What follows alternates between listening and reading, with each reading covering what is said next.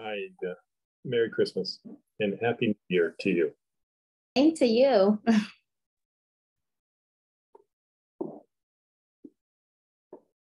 Hey, Eva. Hey, Bob. Hi. Oh, Donna, did you receive my email? I did receive your email. Thank you for looking. Yeah, I was like, no stipulation. I'm not surprised. Not surprised. Hello, Dr. Smith.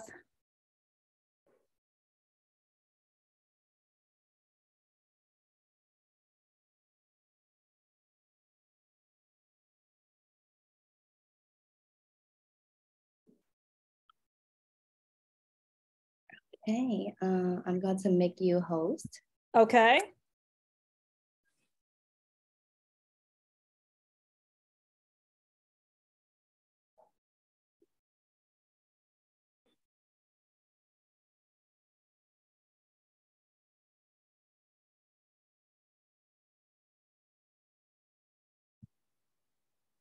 Okay, you're all set. Okay, great. Thanks. Have a good evening.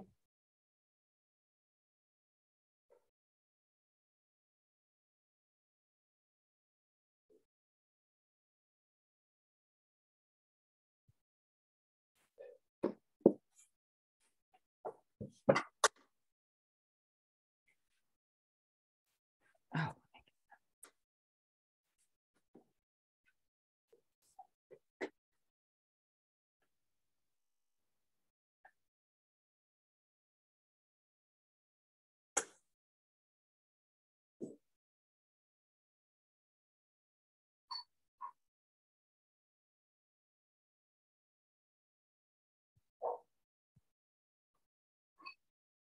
Okay, so do you want me to help out bringing people up and down?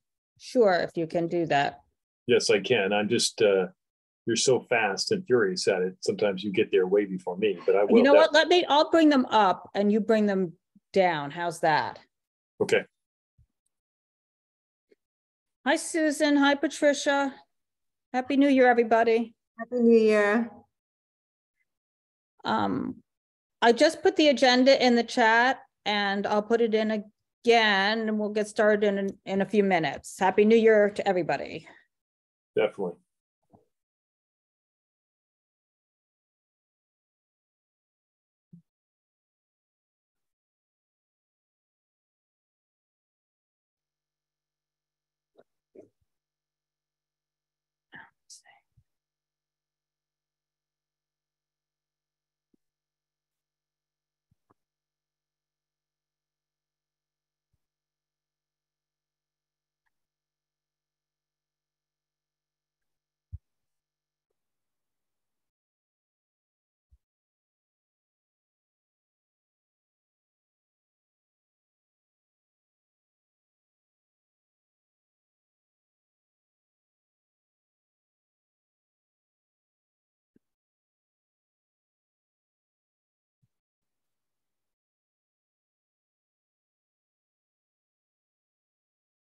I'm just waiting for a few more members to join.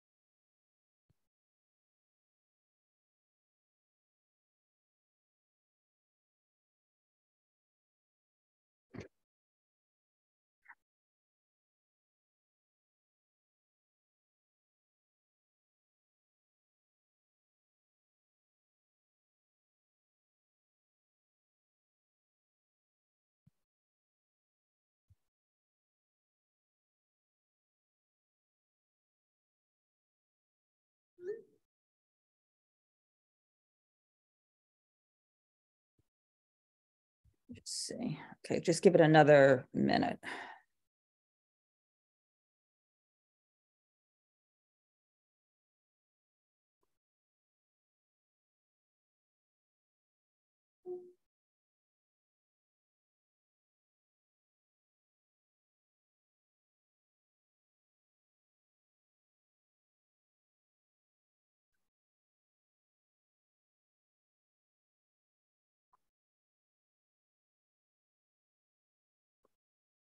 See if Lois can get on. She's having trouble getting on. So I'll just see if she can get on and then we'll get started.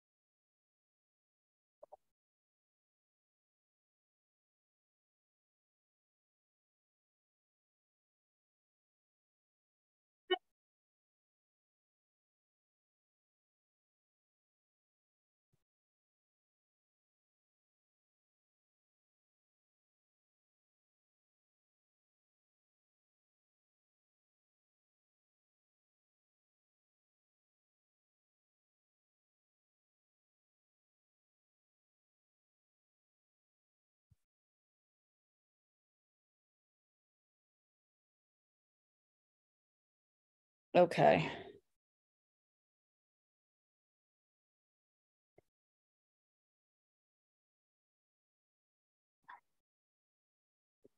Okay, I think we will get started and hopefully Lois can get on. Hello, everybody. Welcome to the first CB2 Manhattan SLA meeting of 2023. Happy New Year. I hope everybody had a good break and is ready to start the year. Why? Hang on one second. I don't know. Okay. Oh, that's why, because, all right. Hey, let me just give me 1 second to rename Lois because she's on here with my name. Okay, sorry. So, I'm Donna Raftery, co-chair of the SLA committee. I'm joined by Bob Ely, my other co-chair, also Susan Wittenberg, Patricia Laria, Carter Booth, Lois Rakoff, and Dr. Shirley Smith are all on this committee, and Brian Pape is joining us, and he is on the SLA2 committee. And I don't see any other board members present. So that's who we have tonight. And the procedure is going to be, I'll call on the applications. I think I'm pretty much going to be taking them in order. I put the agenda in the chat, and but I don't think I put it to everyone. So let me do that again. Okay, so the agenda is in the chat. I'll be taking things pretty much in order. When we call an applicant, if you could raise your hands, we will elevate you. At that time, you will be able to speak, turn on your video. You will present your application. The committee will ask questions, and then we will go to the public for any questions and comments. Members of the public, if you could just wait until I go to the public to raise your hands, that will be helpful.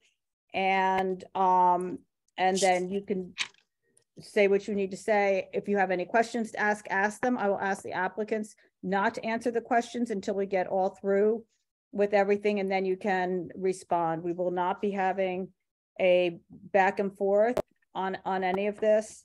And then after we hear from the public, we will go back to the committee for any follow-up.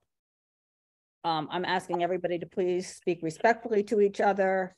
And while we're doing all of this, and I think that covers it for the procedure. The following applications laid over late, and with the holidays, the calendar was not updated until today. So I just want to specifically point out 66 Greene LLC, an entity to be formed by Alexander Grant at 66 Greene, is laid over. Diglio Corp at 59 Grand Street is laid over, and Gigi Group LLC and 142 Emmett Partners LLC at 138 Bowery is also laid over.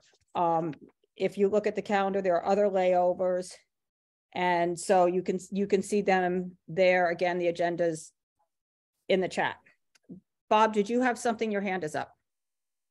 Yeah, I saw that looks like there's somebody from Sushi Sashi here, or Sushi Sace. I'm sorry, I'm not pronouncing it right, but I put in the chat, that is not being heard tonight.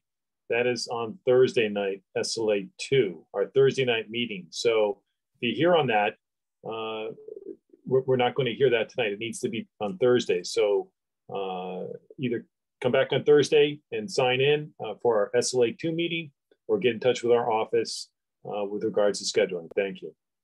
Thank you. Okay, so the first application is going to be Jemikos GFF doing business as Senza Gluten Cafe Baking at 171 Sullivan Street. If you could raise your hands, is this a corporate change for restaurant wine?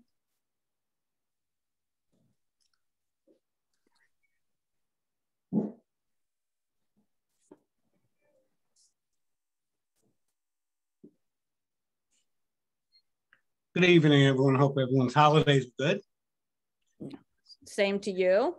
So well, my daughter brought home COVID, so we'll be celebrating. Oh, great. Friday. I'm so sorry. Well, we got to spend a lot of time together. Okay, there you go. All right, so we heard the corporate change last month. Is the applicant here again or no? Yes, he is. Okay. Let me get it. Yep. Let me get him up here.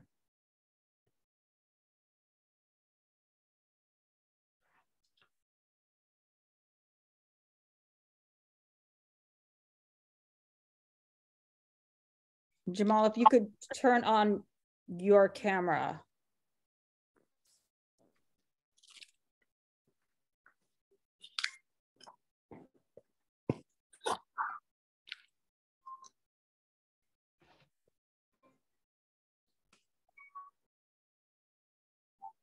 Okay, go ahead. Okay, so remind you of the corporate change. Jamal was trading places with his former partner, they have the restaurant at 219 Sullivan. He's taken over 171 Sullivan, the bakery. Everything's staying the same. He'll just be the 100% owner. And we also, the thing that came up last month was about the street shed. So we're also applying for the existing street shed with 7 tables, 14 seats. We do have limited seating inside, which is what we had when we applied. We counted on a lot of takeout, which is what we had at the time. Since COVID and putting the seating out, we found a new clientele that wants to sit and have coffee and bakery products, especially people from the area and our building. When we told the residents of the building we had to apply to keep the outdoor seating, 12 of them signed a petition. And the 2 most common responses were, I love being able to come downstairs for my coffee and something to eat, and that we feel a lot more secure coming home at night and having an activity in front of the building.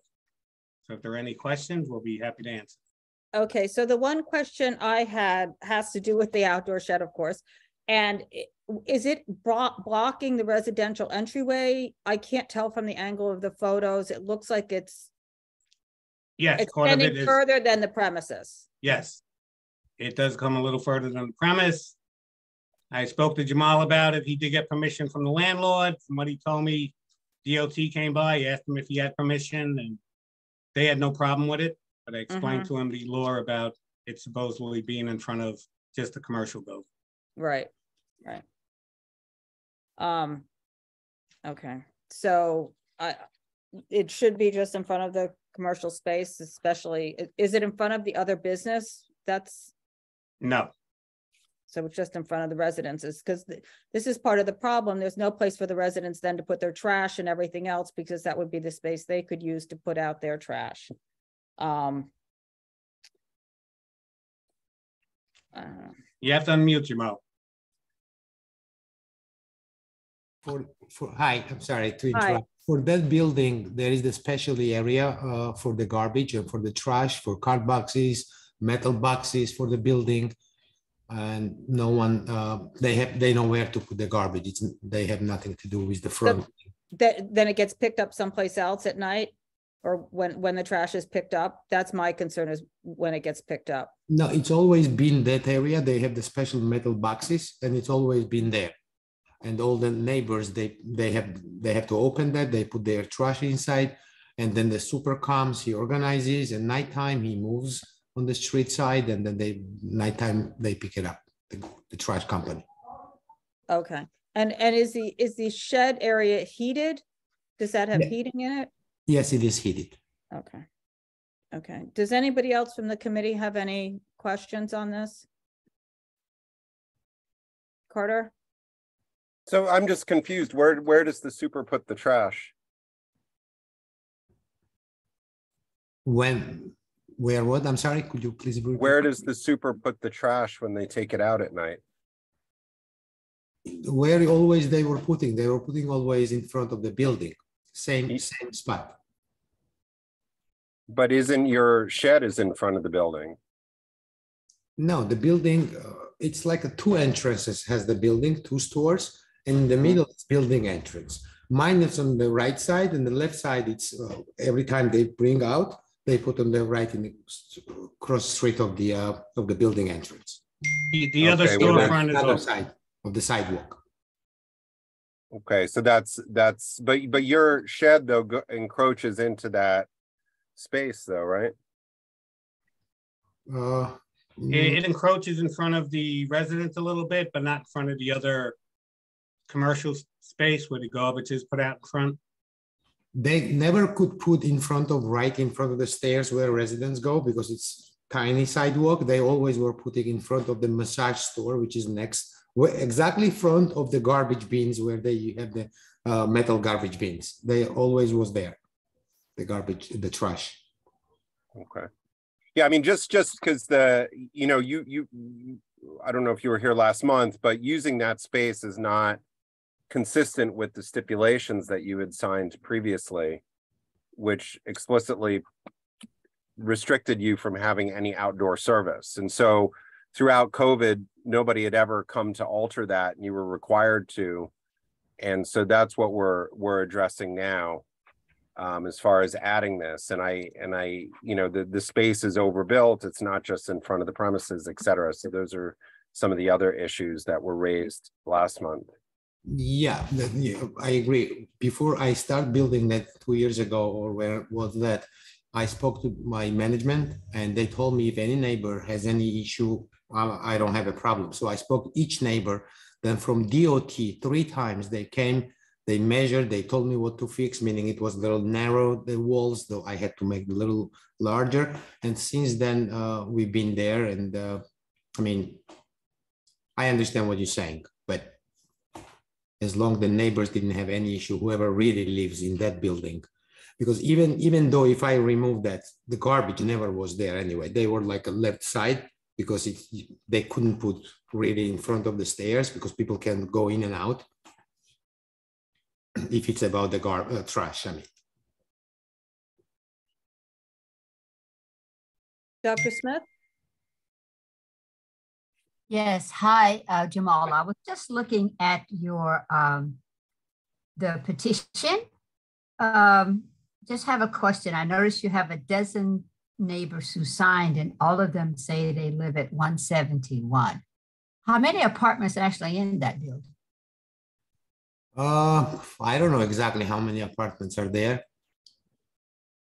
Honestly, I don't know how many exactly apartments are there. I was just trying to get a feel for how many of the neighbors in that building where where the business is, how many was actually signed of that 12. That's all, no problem. But also, how many floors? Jamal, how many floors are in the building? I think 5. I think it's 5, and each has, I think, 3 up or 4 apartments. I'm not really sure because once you go up, then 1, 2, 3. I think 3 apartments are each floor. No problem. Just asking. Okay, thank you. I noticed you didn't. I'm not mistaken. I'm not 100% sure, but I think it's the 5th floor and it's 3 apartments on each floor, I think. No problem. Usually though, too, on the applications for the petition, that is usually a time. I noticed you didn't put a time either. But it's all right. I was more concerned about the number of the neighbors and all of them living in that building. Okay. Thanks. Thank you. Lois? Yes. How is the shed heated? We have the electrical heaters inside, which the wires, special wires are on top of the shed, so it doesn't bother us to walk under. It's And not where do you regular, get the power from? Where do you get the electric power to heat the shed? It comes electricity. Yes, it comes through our bakery kitchens panel, and then it goes up, raised up, and goes through the channel of the shed. Do you have doors on this shed? No doors. At nighttime, only we have the metal gates. We just lock at night. Yes, that I understand. So, okay. How do you pull, where are the wires? How do the wires come from your bakery into the shed? I'm not an electrician, so please explain. Sure, me too. I don't really know a lot about that, but they run with the metal piping until the basement starts from the street, and then it goes the special metal things that it's run. I call it, I don't know, but it's like a 1 or 2 cables. It's not like many cables or anything extensions. No, it's commercial cables that splits inside the shed. So there's no wire on the sidewalk? On the sidewalk? No. It's no wire? No, it's on the air. Nothing on the sidewalk, no. Thank you. Sure, thank you. Okay, is that it for the committee? Let me go to the public. Does anybody hear from the public on this application? I have Mickey McGee. I am promoting you.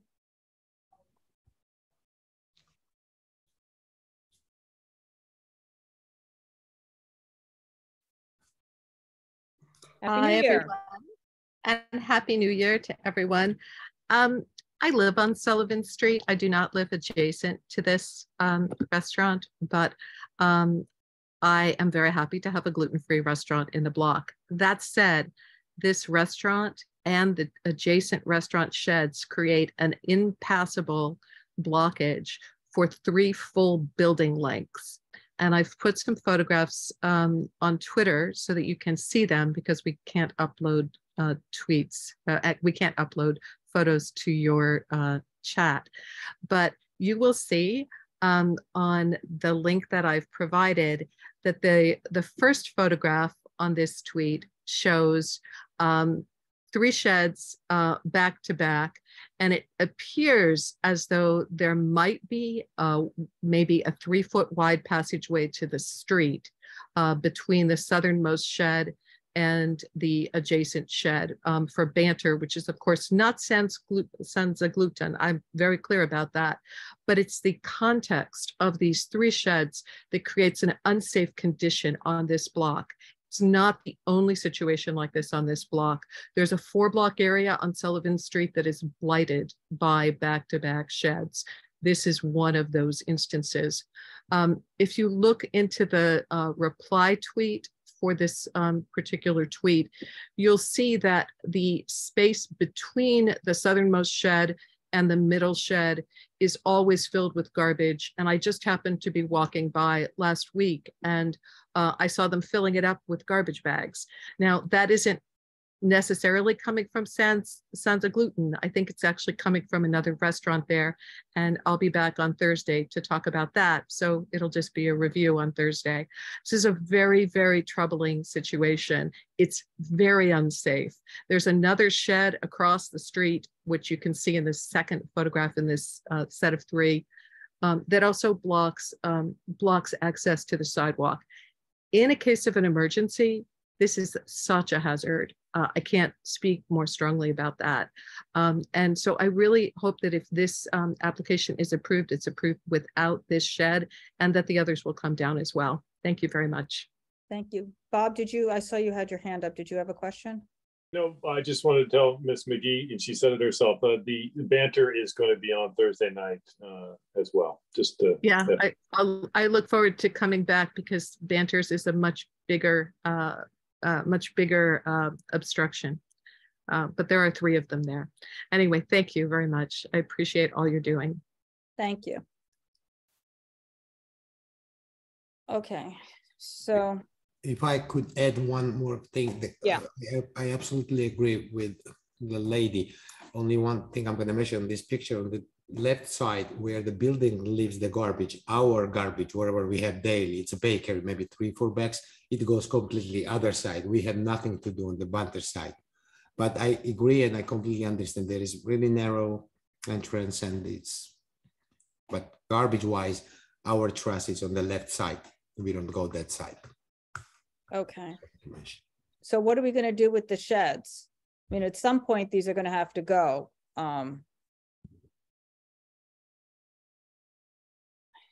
Carter? Yeah, I'm just curious, do you guys wait, your staff waits for the garbage company to come and then you just you hand your garbage to them, or do you place your garbage somewhere else, not in front of your business? No, we place the garbage bags at where we have the spot from the company and from the landlord, and we are there until 11 night. And the last thing we do, we take the garbage out, and then around 11:30, 12 every night, our company of the garbage comes. Then whoever comes early morning, 6 a.m., they go out. If there is leftovers, or if mostly I'm there, we do bleach, we do Clorox, we do that area specifically, just in case, because we clean that area. So you put it out on the sidewalk in front of your business? On the sidewalk, we put in on the sidewalk, not on the sidewalk. Not on the sidewalk. We put on the next of the wall where it ends on the picture, right? So not in front of your business. You put it in front of the business next door to you. The trash, we put it in front of our basement. Where is the wall there? So, but you're not on the ground floor. You put it in front of the business next door, right? The massage place? No. We were all the time, all these years, we were putting in front of us. But since it was a lot, then like sometimes it's 5-6 bags, then we asked our trash company at night time when massage store closed, they close at 10. We bringing this side because especially when it's snow, they had a hard time to bring the garbage out. And we just helping them to put a little bit on the left side.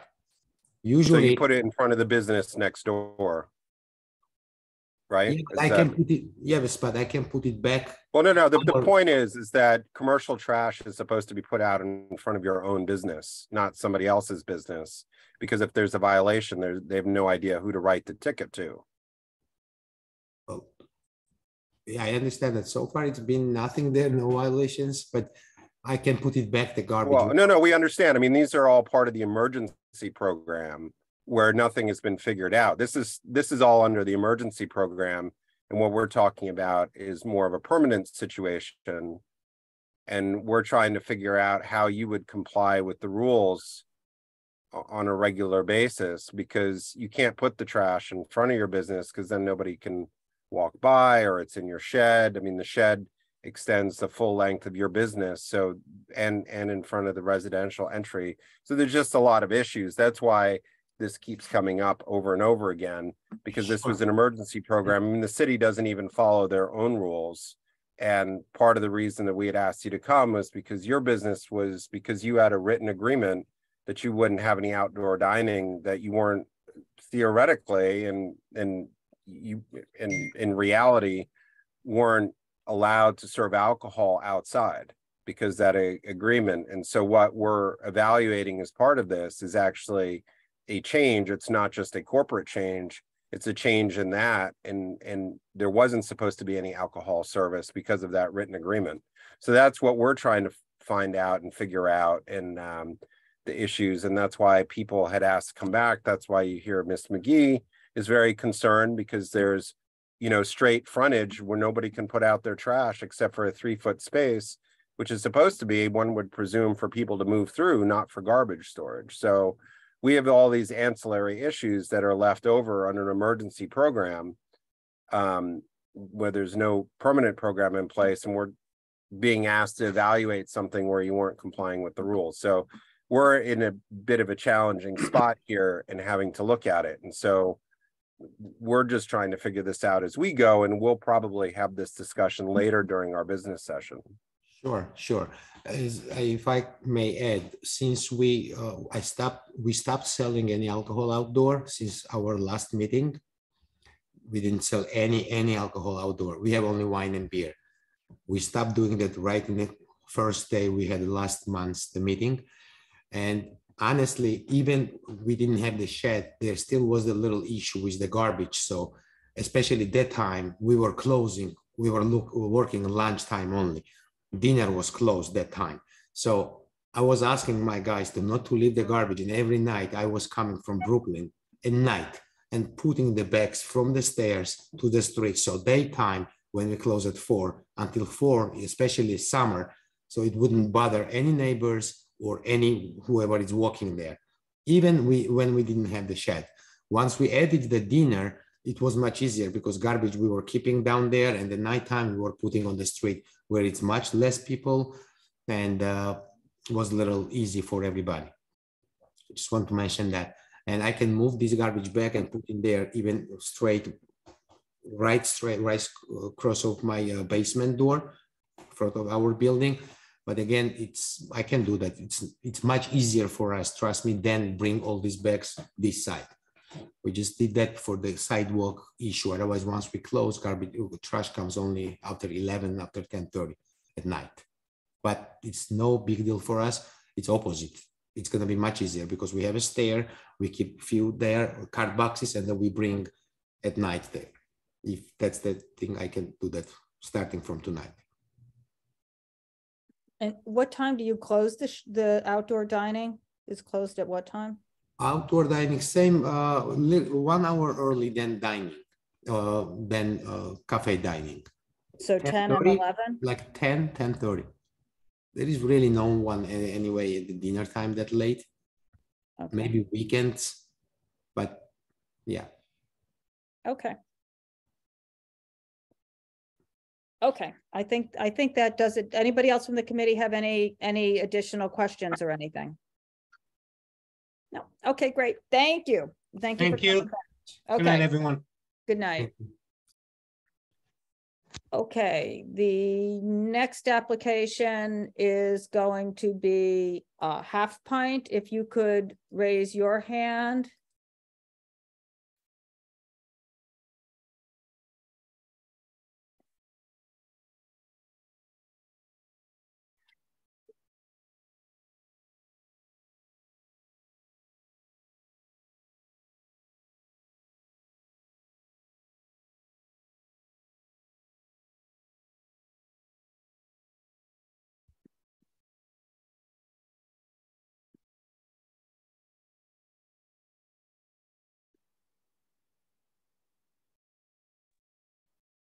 Okay. Hi, Happy New Year. Hi, Happy New Year. So is it just you? Just me. Okay, go right ahead. It's just a corporate change. We had a death in our family, and another partner decided to retire to take care of her special needs child. So she was bought out, and everything else stays the same. Okay, so you're the 100%. I'm the 100% owner, right? Okay, then could you just, everything else staying the same, can you just run through what that means? Like what your hours are? Our hours are on during the week. I think they're 11:30. We have a 4 o'clock license, but obviously nobody's staying open till 4 o'clock anymore.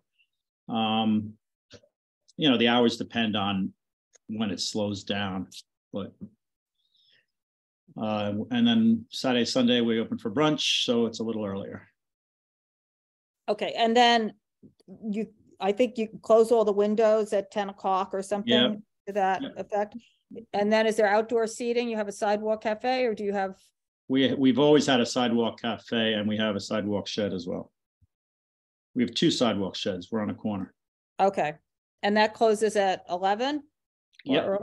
11. Whatever the law says or earlier. Or earlier, okay. And the music is background music? Yeah, it's background music. Okay, does anybody from the committee have any questions? Carter?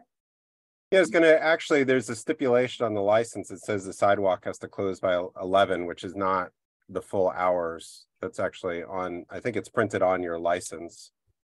Because I'm just looking at the SLA website, and then the last time you'd come to us, I think that it says that that the hours are 2, and I had just remembered that there's, I don't remember the exact date, but I remember when you had last came, it was to add that second spot next door that you had. I'm not sure. That's a long time ago. Right, but that's what, those are the conditions on the license, though, was well, from that last appearance. Yeah, That's why I'm just trying to go back to the outdoor closes at 11 o'clock. Right, because they're allowed to stay open later under the law, but that was we don't. Yeah, because we're just trying to update all the information that we have to have it so that it's correct. So that's why we're just trying to figure out where all of that stuff stands. I'm just trying to pull this up here quickly.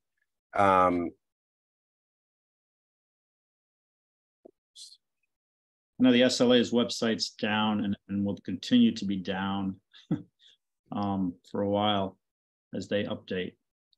Well, I was just looked it up just a second ago, so I don't.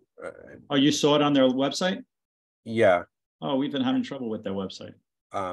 There's it's under the open data. You can can pull it up. Just pulling up. So the last time that this had.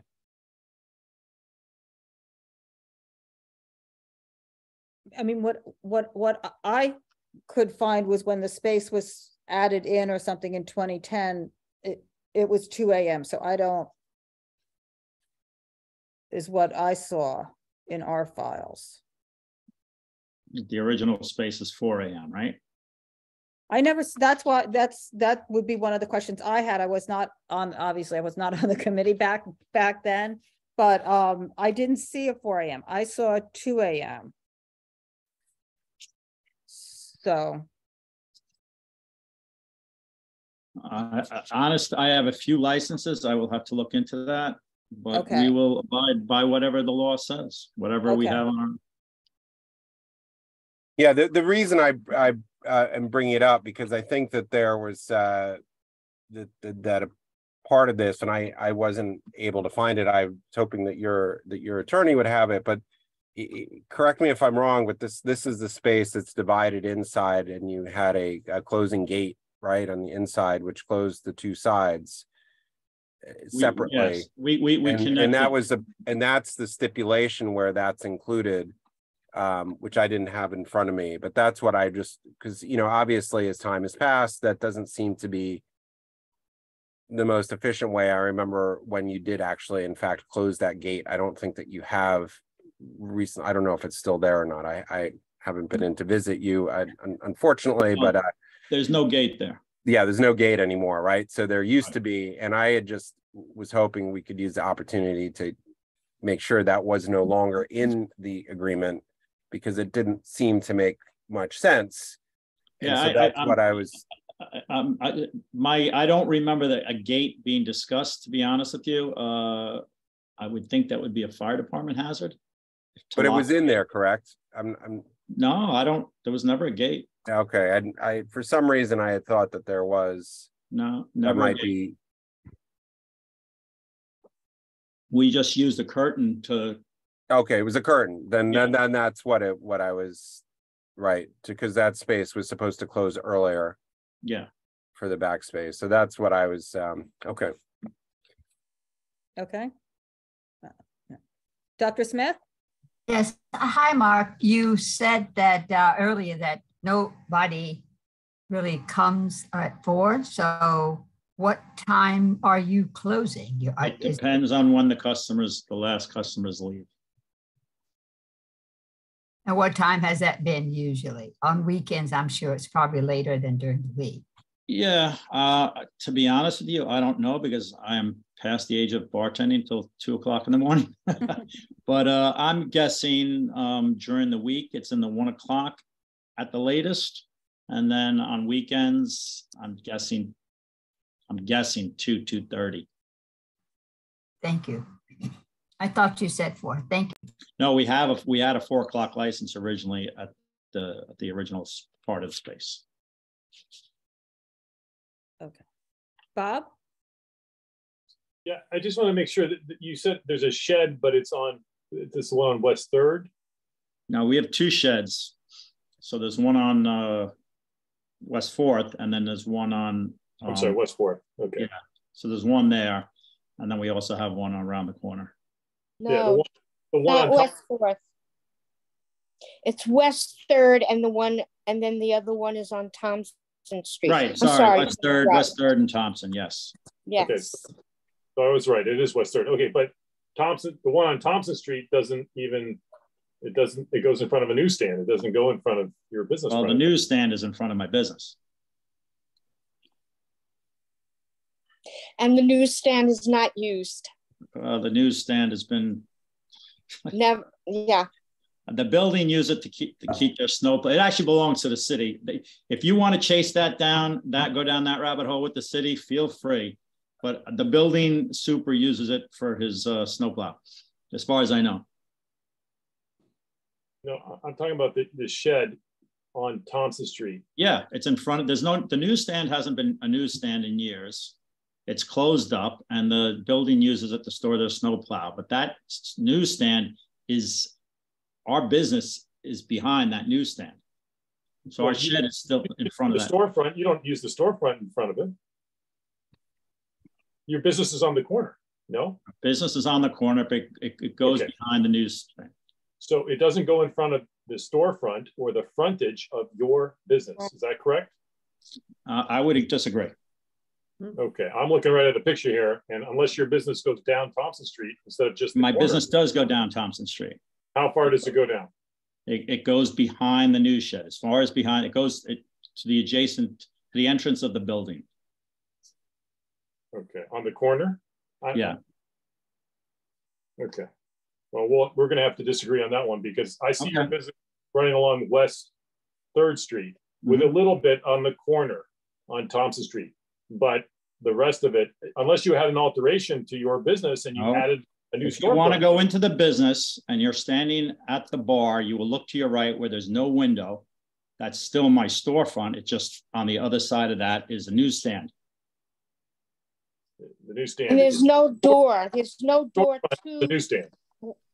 There's no actual door to the Thompson Street shed. It's just a window. I'll just show the committee the picture, and the picture will speak volumes. Okay, so instead of going back and forth on something that's obvious from a picture, I'm gonna leave it alone. Okay, Carter, did you have something else? Your hand was still up. No. Anybody else from the committee? Is there anyone here from the public on this application? I don't see anybody. Okay, thank you. What? Go ahead. One other. Is it Victoria Delaney who's pulling out, Martin? Yeah, she's gone. Okay, this is Lois Rakoff. I know her for years. Yeah, she moved to Florida. Yes. She had a special needs child and she decided Yes, I remember that. I don't remember she went to Florida. So who's doing Amity Hall? Amity Hall is still me and Randy Adams. There will be also a corporate change there.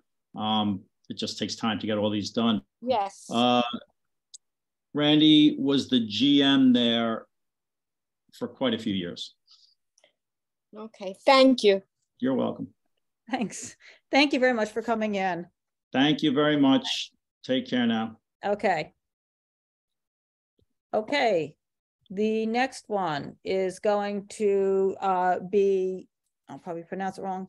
Aime Dore, Soho LLC, at 214 Mulberry. If you could raise your hand.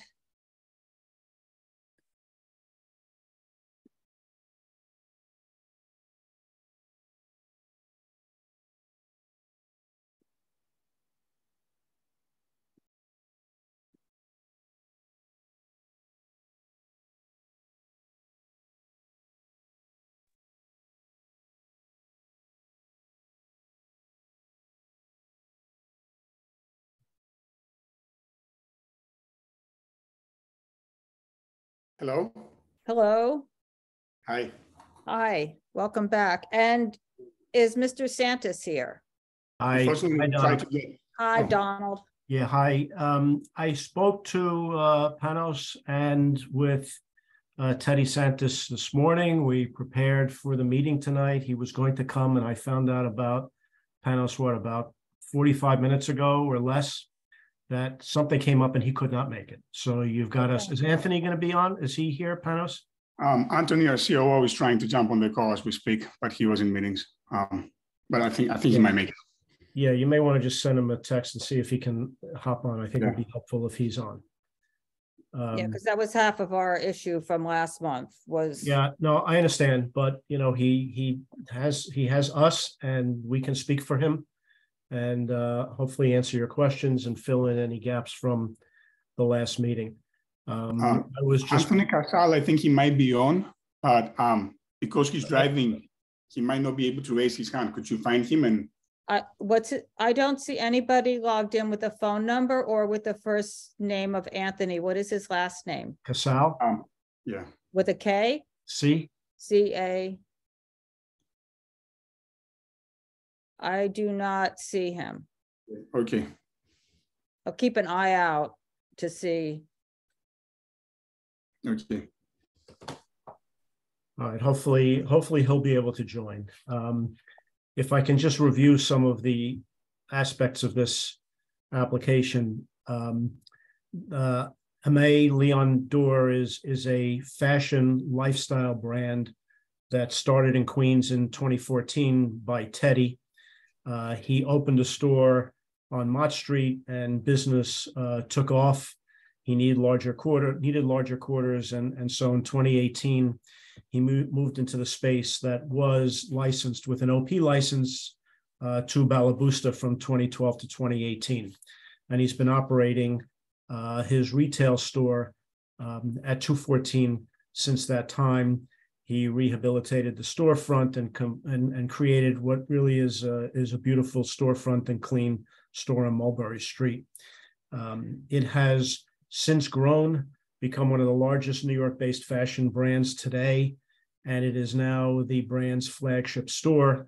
They also have opened another store in London, and they do significant online sales. With the business scaling even more, there is currently a need to expand the retail operations. And there was also a decision made late last year, in the middle of last year, to start a hospitality arm of the fashion lifestyle brand, which is what brought Panos into the company. So what they are doing is the current retail store is moving next door and will reopen. You can see that they're doing construction. And the current space that has been the retail store is going to become the cafe, for which we are applying for a beer and wine license.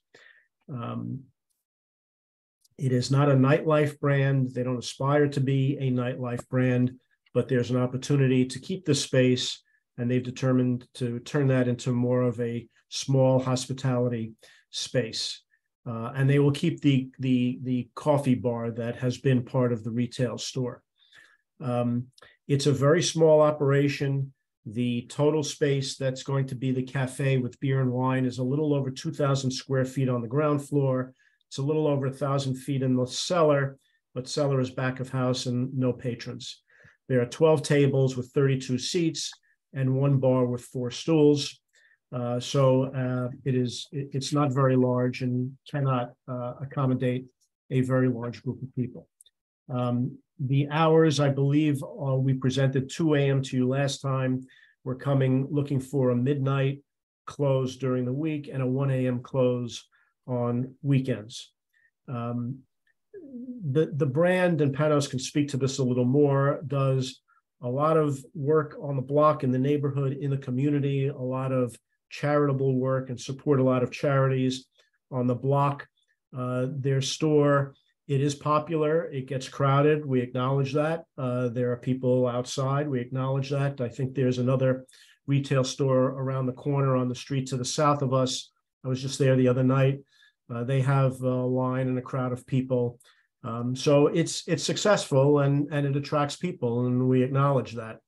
In fact, I think a lot of other retailers have wanted to come to Mulberry because of the draw that we create. I know that, and one of the things that I know that they do, I'm told, is they hire a private company that power washes about a third of the block on Mulberry Street to keep it clean at our expense, including in front of some other stores. So they do take pride in the street. I know that there have been concerns about some things that happened before, including the planters on the street and a couple of tables. I think there were 2 or 3 tables outside. That's what I'm told. I haven't seen that, that are of concern. We talked to Teddy about that today.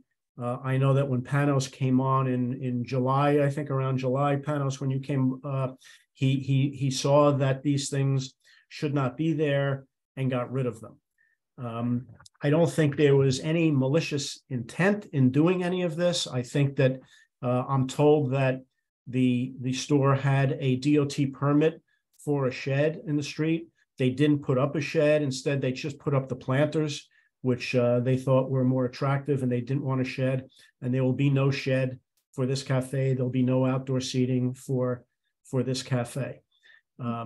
The ropes or stanchions, I'm not sure what was there for the store, was really designed to keep the sidewalk clear. There were people that were congregating outside, and to keep the sidewalk clear so that people could pass, it made sense for them to put up something so that people could form a line and not block the streets. But those things they've gotten rid of those months ago. They're not going to reappear in connection with the retail store. They're not going to reappear in connection with the cafe. We did get some petition signatures. They should have gone to the office. I think there was also a comment at the last meeting that I heard on the tape about construction and not having a permit. I'm told, and Teddy can speak to this, that is not true, that there is a building permit that was obtained for the work that is being done. And that's really all I needed to say. I think, Teddy, if you want to maybe expand on, I'm sorry, Panos, if you want to expand on some of the work you do in the community, I think it would be helpful for the committee to hear. Absolutely. Absolutely, John. I think we covered the majority of the stuff with the board last time, but also in addition, we're partnering up with New Balance, and we opened the Masrick Gym in the Lower East Side, where we help hundreds of kids train every week, thousands a year on our own cost, 7 days a week. And then we spoke a little bit about the support of the Elizabeth Street Garden and all the stuff. Other than that, I think you covered everything else. We're good neighbors. We take care of the storefront. We have the most beautiful storefront, in my opinion, on Mulberry Street. Definitely the most clean one. We clean for like other people in the neighborhood, and we're doing all of this on our expense. So my first question is going to be, this is just a cafe with a limited menu. Why is it open till 1 o'clock at night? It's not a restaurant, it's a cafe. Correct. I wanted to put 1 o'clock in the morning because I wanted to be cautious. I know people in the summer, if people have, it's a beer and wine license, right? So if somebody's there having a glass of wine in the summer on a Saturday night, I want to be able to let them sit and enjoy the space all the way to 12:30. We put 1 o'clock because this is the closing time. So basically what it is a cafe and bar. It's not like a little coffee shop. You're just, so to be clear on what this is, it's a beer and wine, stop in, have wine late at night as well. With food. Not at all. There's a with limited food. I mean, it's limited. food. It's limited. It's limited. It's not but a restaurant, it's a little, That's correct. Correct. and That's so will they be having? There's a the very clothes? similar concept in Westfield that's called Bar Pisellino. It's another beautiful space. If you stop by, you'll see it. It's a beautiful Italian bar. All they have is 2 cold sandwiches, but they're very quiet. They're very So the London space closes around 7, I believe. correct. That's my point. Why here does it have to close at 1 o'clock in the morning? We do not have a big area to create a 10-table seating area like we have over here. And so will there still be clothes in as it's set up? From the pictures I saw, there's seating and coffee and clothes on racks. So will there still be clothes in this location, or will all the clothes be in the other space?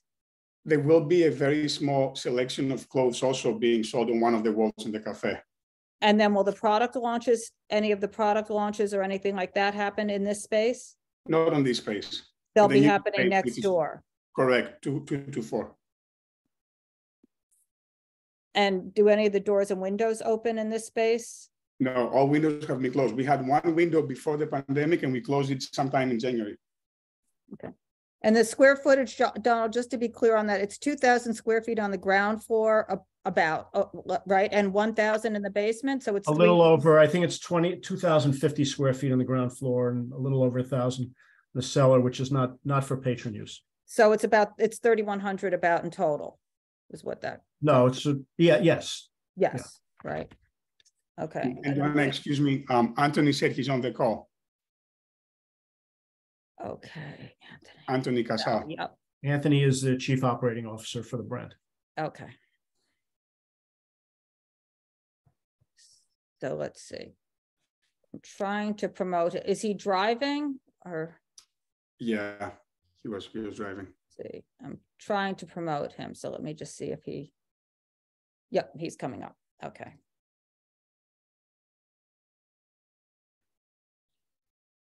Okay, so does he want to speak to this? There he goes. Oh, Anthony, yeah. Hello. Mr. Casal, hi. Hi, nice to meet you. Hi. Nice to meet you. So do you want to add anything on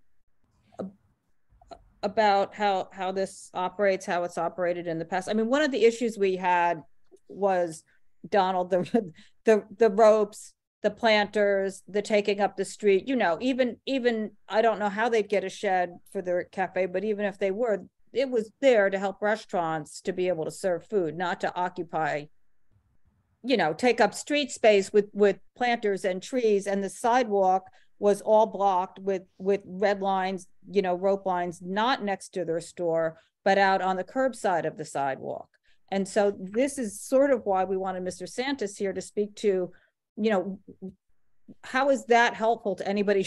I mean, it's helpful to his store. It looks very nice, but it's not helpful to anybody trying to walk down the sidewalk and inconsiderate of everybody else in the community. Yeah. Well, I think there were things that he thought were beneficial to the store and the brand, but right. You know, I don't disagree with you, Don. I mean, if there were things that shouldn't have been done, they shouldn't have been done, and I think there's an acknowledgement of that. So, you know, they were taken away. They weren't just taken away for this meeting. They were taken away months ago, a long time ago. Once we hired the hospitality group, they haven't reappeared. There was some discussion last month about putting in new trees, and you mentioned that a permit was needed. I think they've made they may have even made an application, but they realize that if they're going to do anything like that, and they're not going to have any outdoor seating, you've got to follow the rules and get permits. And if you don't have the permits or you can't do it, you can't do it. So it was taken away. It was corrected a while ago, and it's not going to be part of this operation. I mean, I'll see what other people on the committee, and if there's anybody here from the public on this, but it's a very popular and successful brand. I understand that. And there were, you know, lines, I think, before with just the store. So having these two places right next to each other and a cafe with late night hours like this is a little concerning to me. Well, I understand that. The only thing I'd comment is I don't consider it late night hours. When we come in with applications for 2 or 4, that's late night hours. I don't think 1 a.m. And there are some places, I've got a list somewhere that, the hours are not totally inconsistent with what's in the area and what's on the block. Some places close. But those are restaurants. Those are restaurants. It's a different, different type of vibe than I suspect this. I'm not saying this is a club. I'm just, you know, it's a different vibe than a hot retail store. So does anybody Joanna, from the committee have any questions? Go ahead, Panos. no, just for your concern, just to be very like, if there was a problem in the past, out of everything that we just told you that we haven't solved already, too many people, creating the space will get all these people inside, you know? And again, it's a very small space. It's a 20, this has 27 seats inside. We cannot pack this place, right? I just wanted to remind you guys. Thank you. Okay. I'm concerned about the lines outside as well. So Carter? Was anybody here part of this business more than a year ago? Yeah, Anthony Costal. I was, yes. Yeah. So what was going on? You guys were a terrible neighbor. You had designed your space. You were hiding speakers, playing music, taking over the sidewalk. I mean, what's going on here? That's why we held this over, was to ask about that. I mean, your principal is a licensed principal. They're experienced. They should know the rules. And you guys broke all the rules. So what's the story? So I could speak to a few things. You know, when I first started, I was handling the finance here. I'm more recently involved with the operations. That's why we brought in someone like Panos. I can tell you I'm a stickler to do things right and be a good neighbor. So things are definitely changing. As far as what was going on back there, you know, I want to address, I forget who was mentioning it, just, you know, with the planters, for example, that wasn't part of the rules. I think it was just an intent by Teddy to keep the storefront clean. You know, it didn't go much further than that. We filed the right paperwork. We got the DOT certification, I think it was at the time. And, you know, that's how something like that happens. As far as going forward, like I just said, I could speak to what's happening forward. I was here for the past couple of years. Now I'm more heavily involved in an operations capacity. Panos can speak to it. And I'm sure any other people can speak to it that I've been involved with at 224 or whoever. Just, I'm here to do things right and be the best neighbor anyone's ever had. And that's why we're taking so many active steps. Again, as Donald said, not just in preparation of this meeting, but since I've been involved with Panos to just do things better. Yeah, I mean, I guess it's difficult to understand because the street situation is you couldn't have another shed. You couldn't even park a car there without a car coming down the street or a delivery van hitting the shed across the street. I mean, there's a lot of different issues going on here. So I guess it's hard without having, you know, everybody says it wasn't my fault, but there's nobody here. I mean, this is the same entity that operated back then. The principal's I'm not not here. here to say it's not my fault. Just that it's going to be better going forward. Not that it's not my fault. That was a part of the company. So I could just speak to the intent was not malicious. It was just, like I said, to keep things clean in the storefront, try to make a beautiful storefront. And it kind of just stopped at that. But going forward, I'm very clear on what needs to be done, and I'm enforcing it with Panos, and that's what you'll see going forward. Okay, so it's okay then. I guess I'm just not understanding how it went on for so long. I mean, our previous district manager stopped and spoke to the manager at the store, asked them to stop. It didn't stop. The music continued. The sidewalk being blocked continued. You know, a tree mysteriously disappeared. So this just, you know, we don't have as many residents on the call tonight, but those were the concerns. And you know, this area, you know, is suddenly one of the crazier areas in our community. It's blocked off. There's, you know, constant disruptions. And you guys were the epicenter of that during COVID and creating the environment. And so that's why we're just trying to figure this out as we evaluate this so that we can understand how to minimize the impacts of your business on the quality of life in the community, because you were a significant source of quality of life impacts. So you know, and that's not just in the evening, that's during the day. You know, this is outside of the times that most business disturb people's lives. And, you know, that's usually in the later evenings. So I'm just trying to figure out how, if the principal of your business was okay with that, or doesn't visit his stores, or doesn't have any oversight, or whatever it is, how this is going to run in a way that isn't impactful, that we have issues with this down the road. And, you know, as far as everything that we have heard from you, your your application includes DJs initially. It includes late hours of operation. These are all the hallmarks of the issues that not only happen during the day, but now are moved into the later evening hours. And so it's difficult for us to put this all together to understand, how this is going to be better. And you may have support of Elizabeth Street Garden, and there hundreds of businesses are involved with them. That's not particularly meaningful in that that's a different type of a group.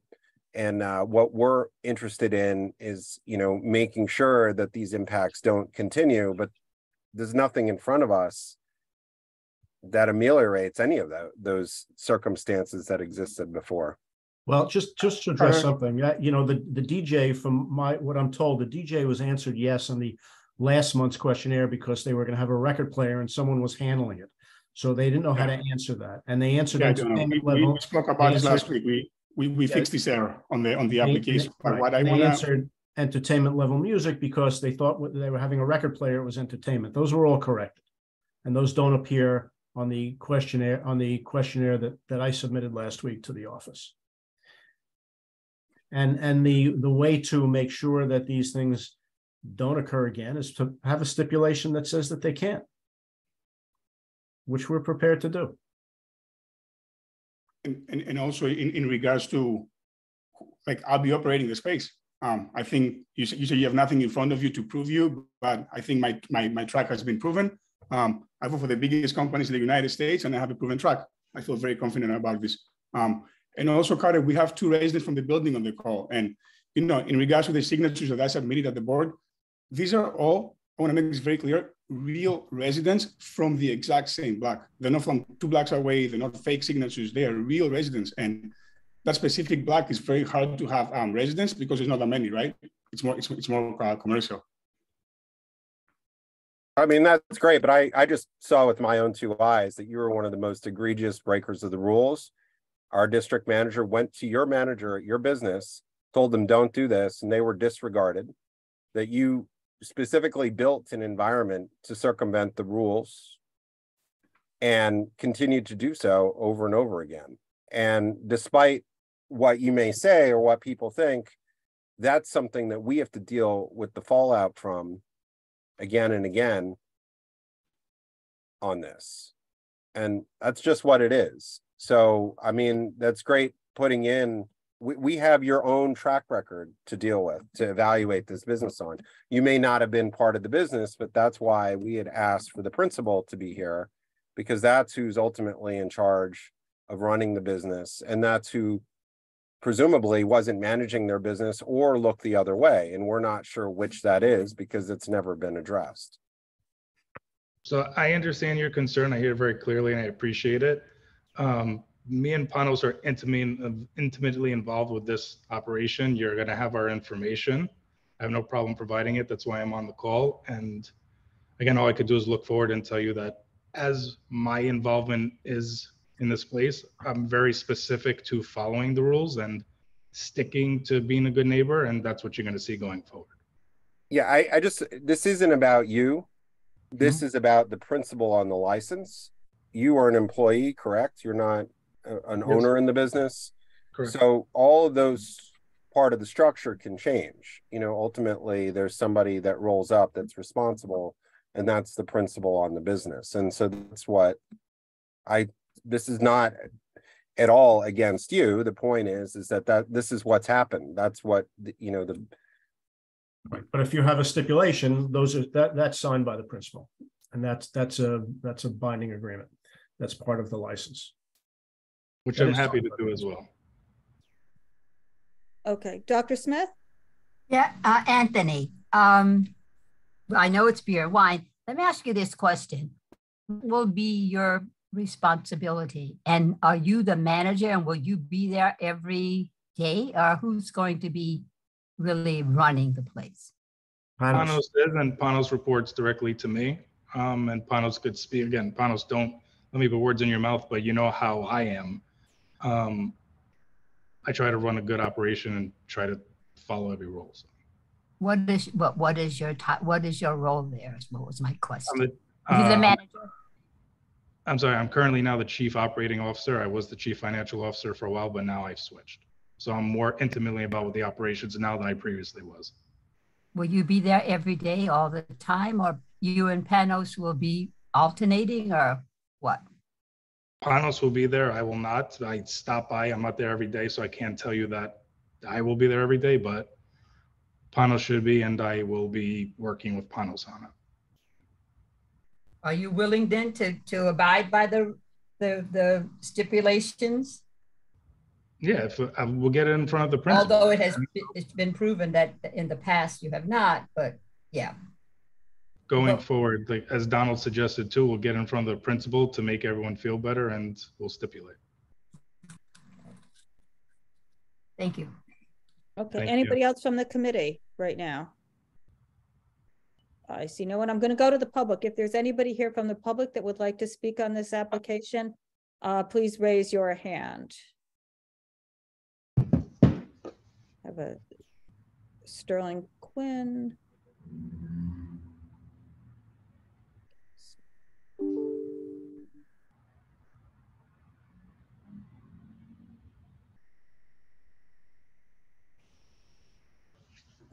Okay. What happened to Sterling Quinn? Kate Small, you can go ahead. If you want to turn on your camera. Yeah, let me grab my camera. There we go. Oh, it looks like I just connected you guys. Yeah, just hang on 1 second, Sterling, okay? Sure. Okay, go ahead, Kate. Yeah, I live in 214 Mulberry. Upstairs, I'm on the second floor. And I mean, I can only speak from my personal experience, of course, but myself and a lot of my neighbors, I know the company and everybody that works there, we all find it to be like more of a family community and a positive gathering place as opposed to some kind of a hindrance. I have a dog, so I'm outside a lot, and I've always had a positive experience. And yeah, like I said, I'm on the second floor. I've never gotten noise. I've never gotten, I've never been, had a problem, and work from home. Okay, great. From the second floor. Yep. Good, thank you. Thank you. Sterling Quinn. Awesome. Hi, you guys. My name is Sterling Quinn. I live at 214 Mulberry as well. I'm in apartment 3C, which is street facing. I would just have to agree with what was just said. It's always been a really positive experience. It feels like it gives a sense of community in the neighborhood. I almost moved out of this building, and one of the first things I thought was, wow, I won't get to have that opportunity to meet all those designers and network and like sit and have coffee and enjoy just kind of like the crowd it brings in. It definitely is something that's drawn me to the neighborhood, and they've always just been really attentive neighbors, even so much as like bringing over packages that we met, like that I miss. It's just been like, they're such high quality people. It's really like an honor to have them in the neighborhood. And I think that even though 1 a.m. might seem late, people are out there anyways. You have like people's pretty late at Ruby's, people on the corner at Spring Lounge. So for me, any kind of noise that would come from this is already existent. And the type of people it brings is not rowdy people. It's really like the sophisticated, really artistic group. So for that reason, I feel really supportive of having them with this license and continuing on as they are. Thanks. And how long have you've been there since? Since 2019. Okay. Summer of 2019. So. And did you hear the music outside when they had the speakers, or you didn't? That wasn't. No, I mean, there's kind of music coming from Ruby's also during the daytime. So if I open my window, I would purposefully do it to listen.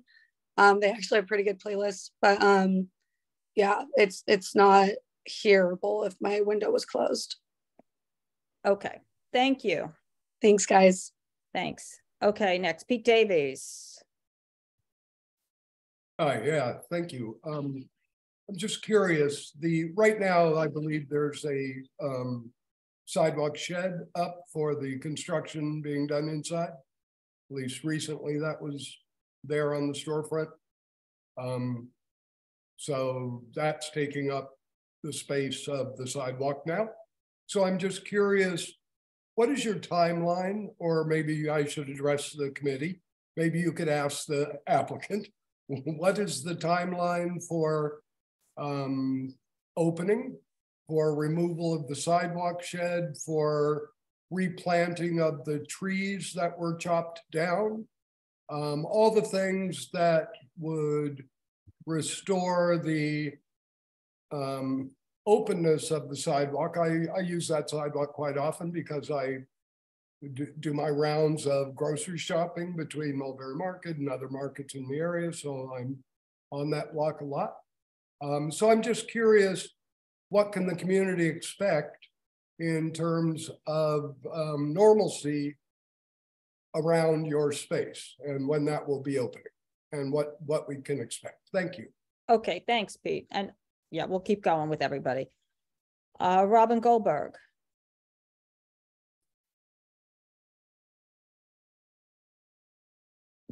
Robin Goldberg, are you here? Can you unmute yourself? Thank you. Robin?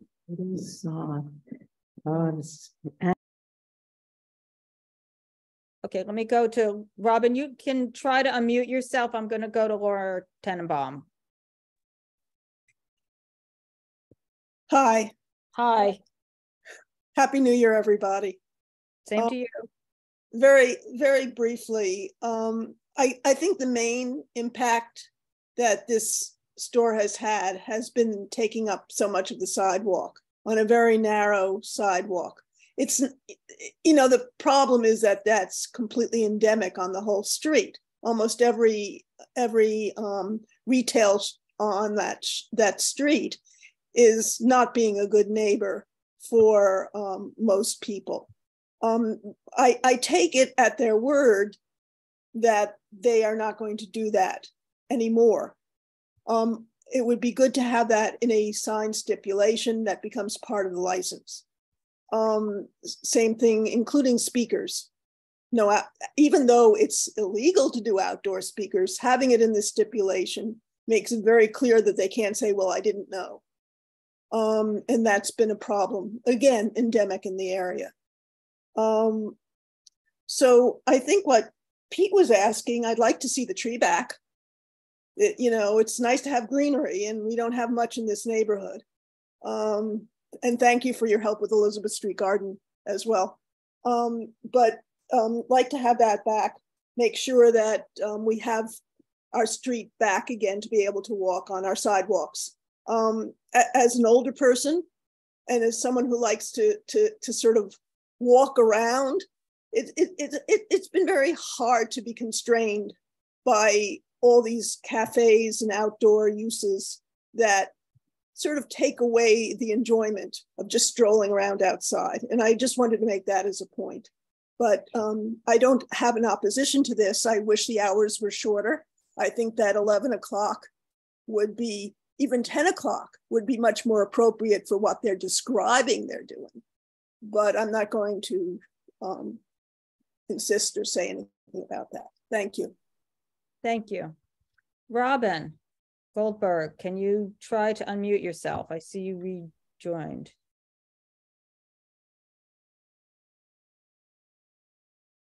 Robin, can you unmute? Okay, I think I'm on mute, right? I think, yeah, you're good. You're good. We hear you. Okay. Happy New Year, everybody. Great to see you. Well, hi there, Shirley. Obviously, most of you know me, and the whole neighborhood knows me. I've been here for over 40 plus years. And so I've seen a lot of things, obviously enough that I care about the neighborhood that I dedicated over a decade of my life to the community board, and I applaud all of you that continue on the community board. And if you know me, you know that community, neighborhood, business, residential relationships are really key for a successful community. Aime, as I call it, was a tiny little shop that started right around the corner from me on Mott Street in pretty much an awful building that hadn't had any ground floor tenant ever in the 40 years, maybe less than 40, until Teddy took it over. Teddy, even though you don't see him here, I have had the most incredible pleasure of knowing him because he's a native New Yorker. He grew up in Queens. His ancestry is from Greece. He worked in a diner pretty much all his life and had this dream and struck gold with this little shop that he had on Mott Street. And it wasn't only the product, it was the vibe of who he was and his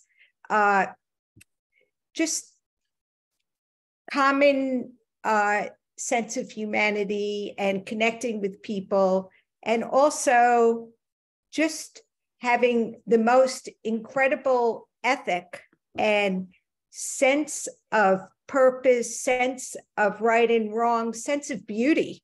And part of that beauty were the trees, the plants, whatever he had outside on Mott Street.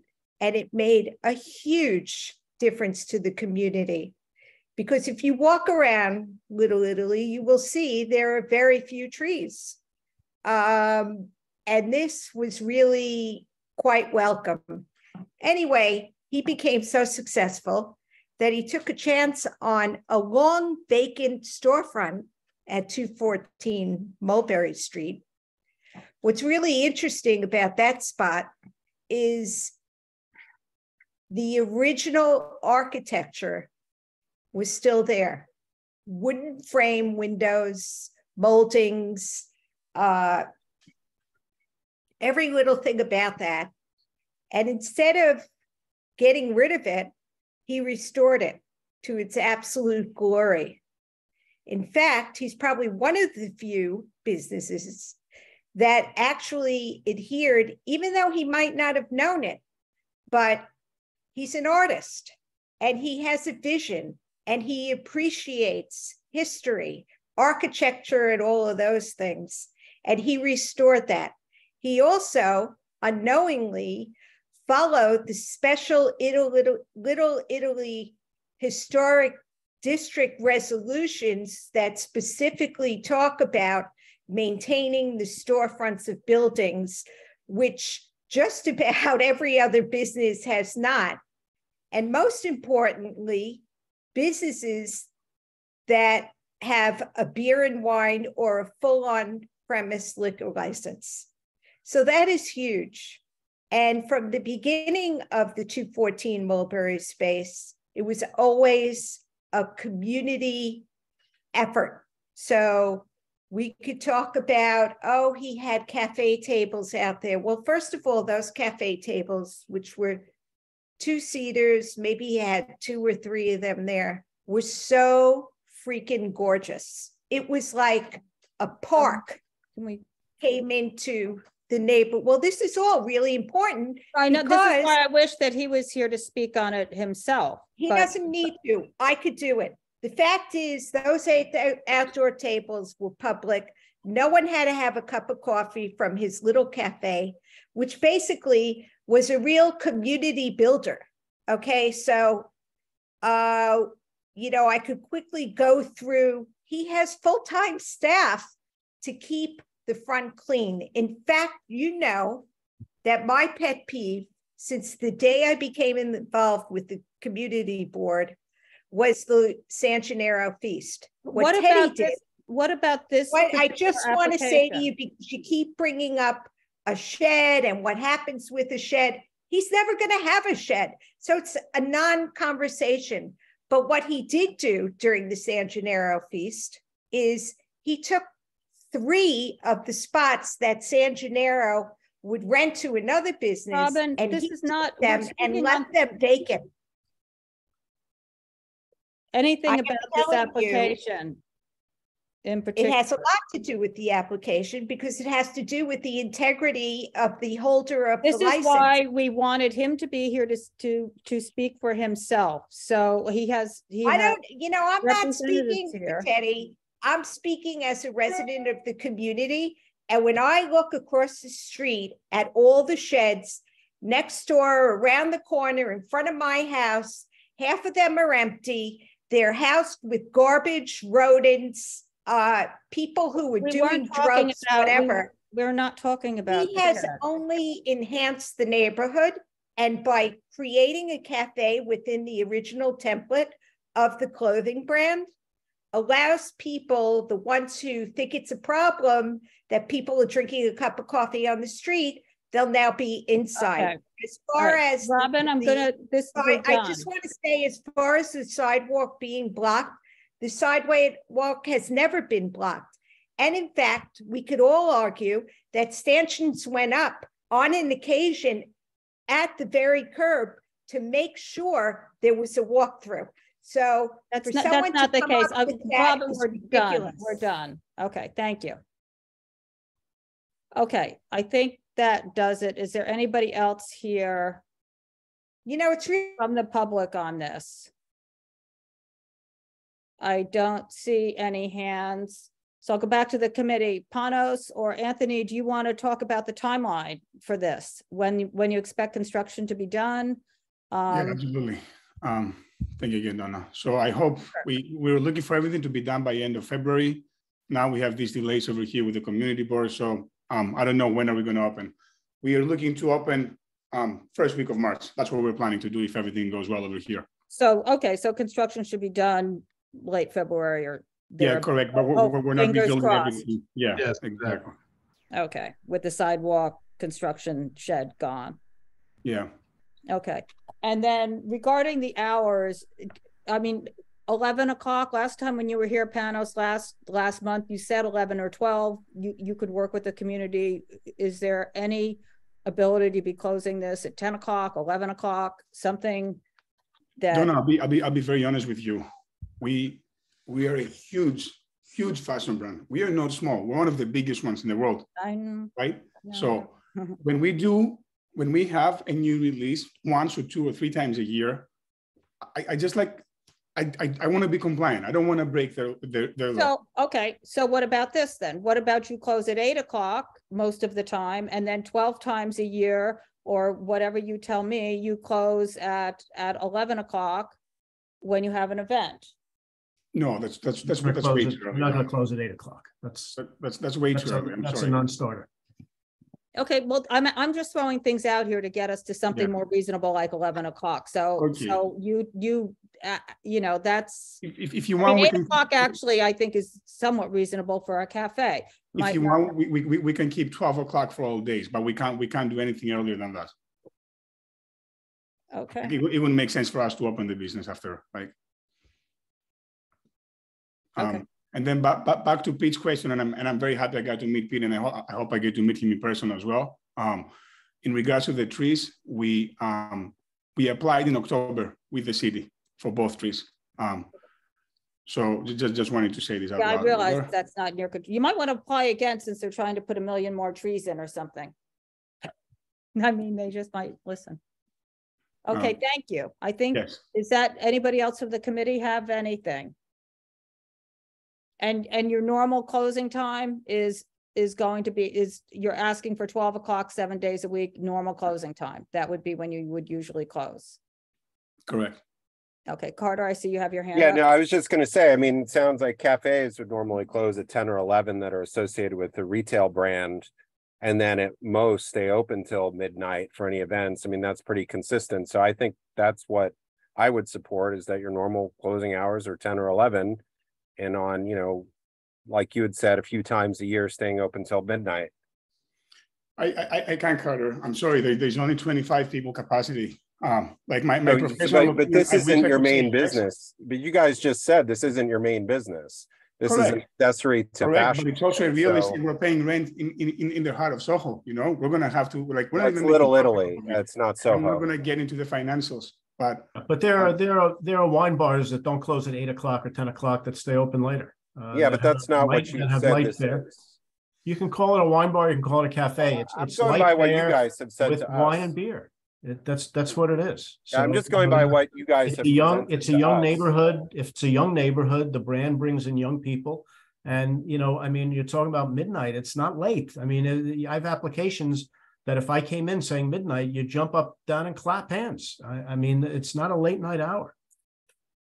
You've got. I mean, watching Donald, you're reinventing a neighborhood here that wasn't an issue prior to COVID, that is now exacerbated with many new seats in the neighborhood, and 11 is certainly a reasonable closing time for a cafe that's accessory to worldwide successful brand in the space. And as far as that again, like I said, that's the kind of thing that minimizes the impacts on the community. And you guys talk about being neighborhood friendly, and I mean the hour from 11 to 12 just for some late night business, those are the hours where there are issues. You've got Great Dog till midnight. You've got Upside Pizza till 2 a.m. You got the bar in Mulberry, and we're not a bar till 2 a.m. You got New Zoe 21 at 244 Mulberry till midnight and 1 a.m. on weekends. You know, it's not all standalone businesses. This is not. These places have it open matter. windows.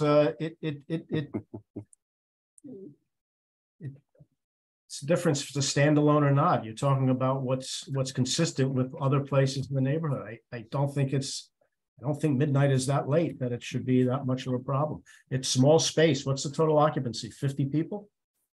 32 seats. You got 36 that's fine. The applicant couldn't be here, the principal. They have a phone, right? They could have signed on, and we would have liked to have seen them. That's what we waited for to now. And clearly this is a location with a history of issues. And the promise is a stipulation to amend them, but you have a principal who's already been licensed, who's familiar with regulations, and those were some of the issues here. And they disregarded anybody raising those issues. And you've got the two people that live closest to the space came tonight and sat here and spoke in support. That doesn't absolve them. They even said that they played music outside improperly. We're not disputing that, but that's old news. It's done. It's been over for 6-7 months, and it's not going to reappear. I mean, it can't reappear. Shouldn't reappear. Okay. Anybody else from the committee? I think that does it. Thank you very much. Thanks, everyone. Thank you. Thank you. Thank you. Okay. Let me just, people are moving.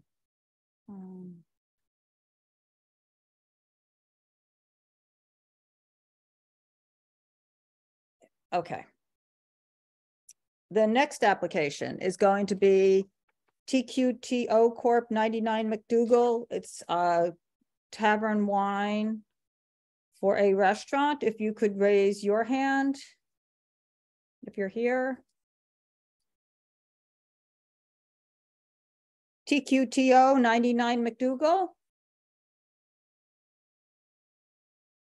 Okay, I don't see anybody. I'll go back to that one again. They put in a new application. Okay, so the next one will be Juicery Nolita LLC, doing business as the Butcher's Daughter at 19 Kenmare Street. If you could raise your hand.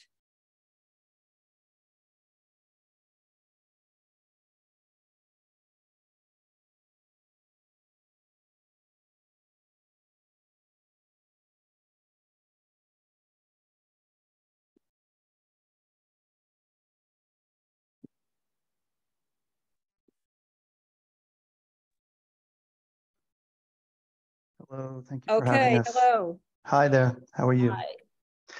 Hi. Heather Tierney, there's Heather, good. Hi, everyone. Hi. Okay, go right ahead.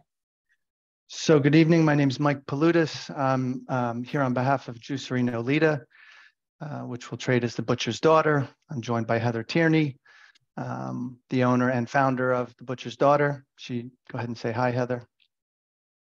Hi, everybody. So this is an application for a restaurant liquor license to be cited at the previous Bluestone Lane location at 19 Kenmar Street. Location's been licensed for full on-premises service since at least, I think it's 2009, when it was travertine. This restaurant will operate next door to the existing Butcher's Daughter's location that's on the corner of Elizabeth and Kenmar. The corner location will operate more like what's happening next door in the market, which is more of a market grab-and-go cafe theme. And the space that we're here on tonight would be a full restaurant offering a full menu, you know, a restaurant operation. And the smaller market on Elizabeth Street is going to be given back to the landlord. And so that's actually going to close as part of this reconfiguration. Okay. There'll be no live music, no DJs, no security guards. This is a restaurant. Inside 20 tables, 46 seats, and 14 seats at the bar. The sidewalk cafe, no shed, but the cafe is proposed at 16 tables with 48 seats. Restaurant would open daily at 8 a.m. and close at 10 p.m. Sunday through Thursday, and 11 p.m. Friday and Saturday. The sidewalk cafe, though, would close every day by 10 o'clock. We did reach out to the Bowery Block Association and Friends of Petrosino Square. Didn't receive a response to those emails. Our client has been working over the holidays to collect signatures, and we did submit on Friday some signatures in support, and I don't know if they made their way to you, but this morning we submitted another tranche of signatures as well. At least 2 of those I noticed were from residents in the building. Heather owns and operates eight restaurants between New York and Los Angeles. And 4 of those are presently trading as the Butcher's Daughter. One of them obviously here in your district. So it's a brand. It's 5 now. Sorry, 5. Apologies, 5. And so it's a brand you all know, and Heather is quite experienced. So you know, with that, we're certainly happy to answer questions that you might have. Okay. So the music inside is background only? Yes. Yes. Okay. And then are there operable doors and windows in the Bluestone space? Yes. There are. There are. There's like accordion doors that are metal and glass. And so will they be opened, closed? They'll be open if it's nice weather, and they'll be closed when we close, if it's not nice weather, or when we close the sidewalk cafe. So 10 o'clock. At 10 o'clock. Okay. And there's no, I guess one of my concerns would be any music from the space with those doors open. With background music, I don't think it's too loud. It would be kept at just background music. And the speakers wouldn't be placed right next to the open doors. I mean, I'm familiar with your space on Hudson Street in particular. So,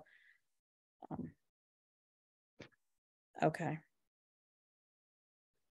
And let's see, anybody from the committee have some questions on this one?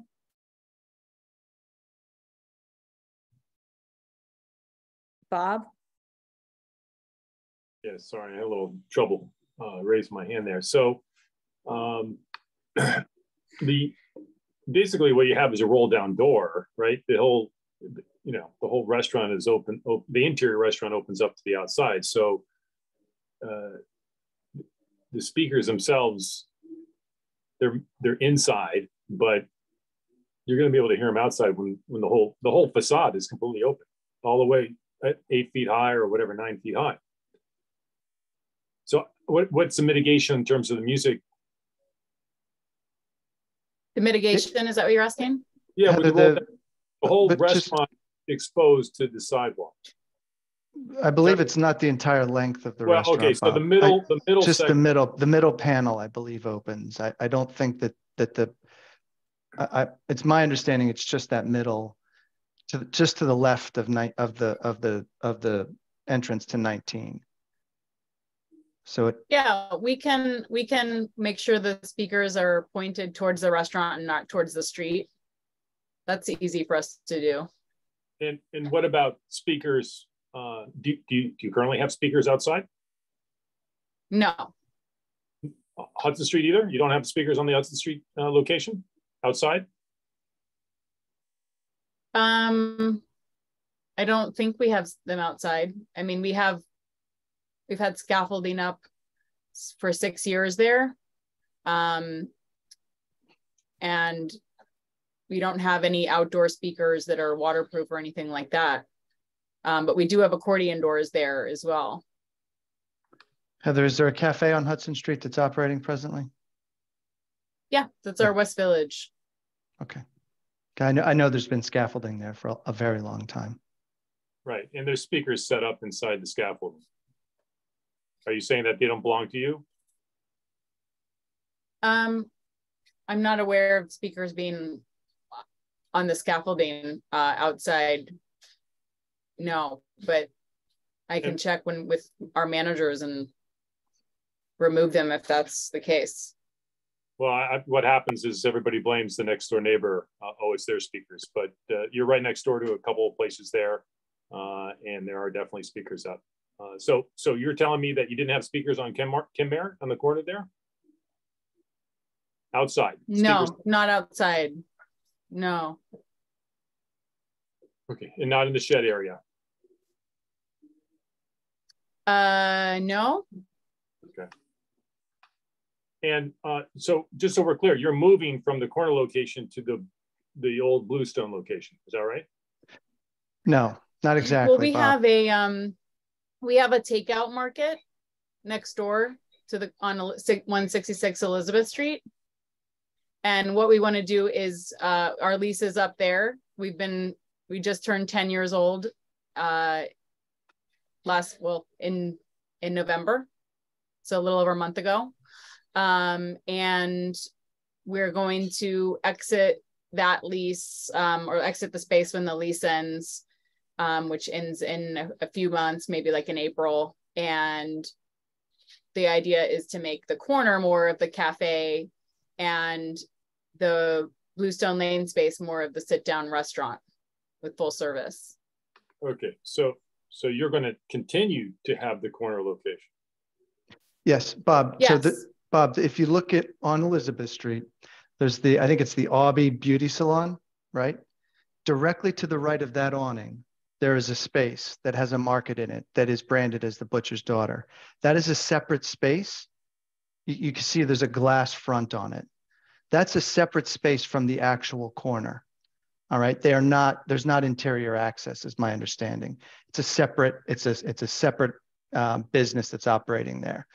And so the plan is to give that small market space, right, that's directly next door to the beauty salon, back to the landlord. Keep what's on the corner, which is you can see where it's sort of delineated with the white carpentry, right? So from where that delineation occurs to the corner, right, that space is going to remain. So that's not changing. It's the space on Elizabeth Street that they're going to give back. So just for clarity for anybody who's walked by there recently, is that the space that has the yellow door enclosure on it? Yes. So that's the space you're going to give up. Yes. Okay. Which is sort of across from the outdoor dining, the roadbed shed. Correct.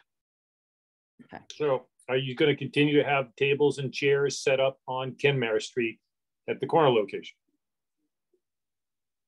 Yep. Yeah, the idea is that there's going to be sidewalk cafes in both locations, but one is going to be more like casual, more, you know, that one just has a beer and wine license. We don't need full liquor there at all. And it's going to be, you know, sometimes people can just come out and sit there with their coffee, you know, maybe we don't need full table service. But, and then the next door Bluestone Lane location is where we get to have a more elevated, which we definitely need for dinner service, a more elevated experience. Okay, so you're going to continue to have tables and chairs running along Kenmare Street from the corner all the way to the end of the Bluestone Lane location, correct? Yes, but there's a tenant entrance in between the two. They're separated. So it's not, I'm it's well not aware continuous. of the tenant. I'm just saying you're going to have tables and chairs running all along the sidewalk, starting on Elizabeth Street and going all the way to the Bluestone Lane location. You may not have them right directly in front of the entrance to buildings, but you're going to have them everywhere else. Yeah, it doesn't touch Elizabeth Street. It starts on, it's just on Kenmare. How many tables and chairs do you have at the Butcher's Daughter running along Kenmare Street? Kenmare, sorry. Kenmare Street, we currently have about, I'd say 35, maybe 40 if we have all the tables out, but we haven't been needing to put all of them out. I'm looking at 2 rows of tables. Some are 4 tops, rows of 4 tops and rows of 2 tops, and then planters. So that's what I'm looking at when I see a picture of the location, and those continue to go all the way to. You're right. There's a residential entrance in between, and then you're going to have again 2 rows of tables again at your other location, running along Kenmare all the way to the end of Bluestone. So that's not changing, correct? No, that's what we intend to do. That's right. So you want just on Kenmare alone, you want 80 seats roughly outside, and that's assuming that nobody gets crowded in or takes 4 people to a tabletop of 2.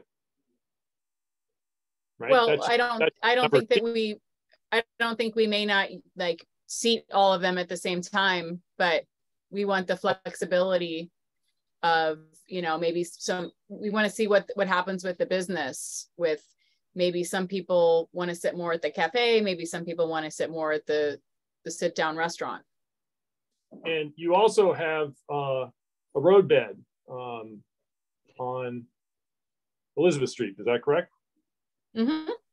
And that we put that up. We put that up during COVID, and our intention would be to take that down once we exited the Elizabeth Street, the Elizabeth Street Market. We wouldn't have a need for that anymore.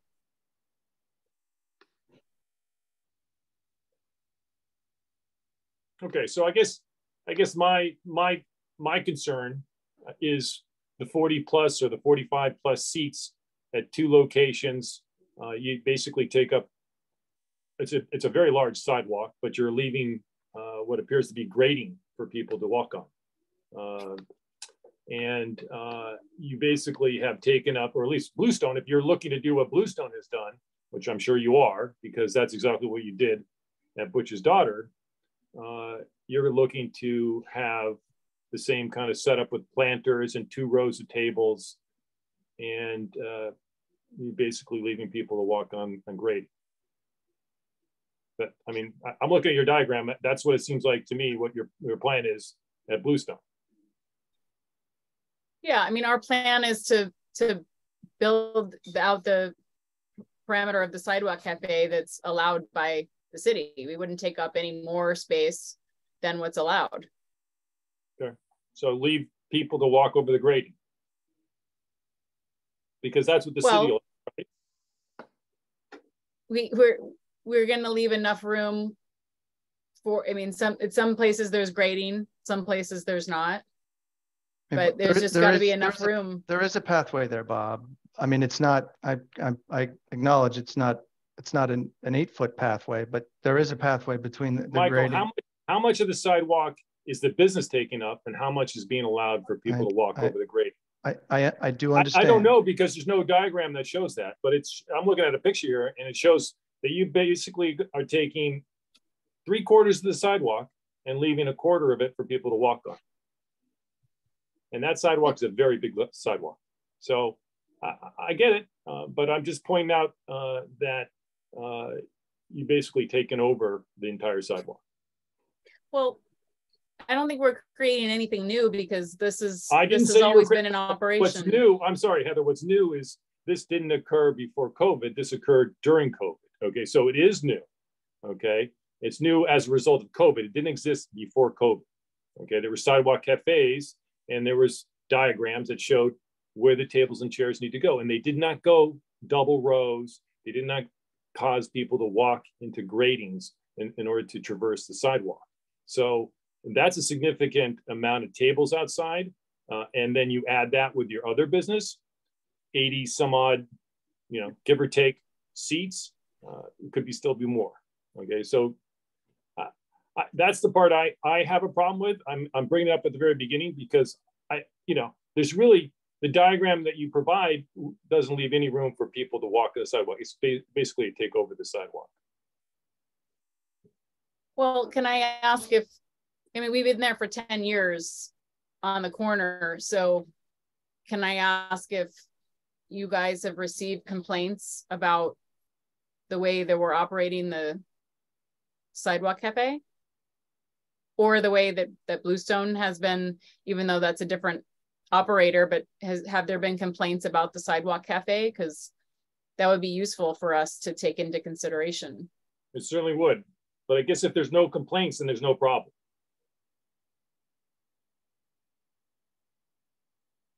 I was just going to say, I've certainly had complaints because you've had to walk through a 4-foot passageway between the light on the corner and the sidewalk tables. And previously, just to follow up on Bob's point, your sidewalk cafe was restricted to 50% of the sidewalk, and now it sort of tumbles on up to the corner. You can't pass the corner. You also set up often with stuff in the corner in the street so that cars and trucks can't turn the way. You have a plastic barrier. You can see it in the Google Map Street View that's out there regularly. You often put planters on top so fire trucks can't make the turn, etc. And those are all issues that were very specific to this particular corner and not unknown. And it's something that has been raised over time. But just to Bob's point is that prior to COVID, you weren't allowed to extend your sidewalk cafe that far.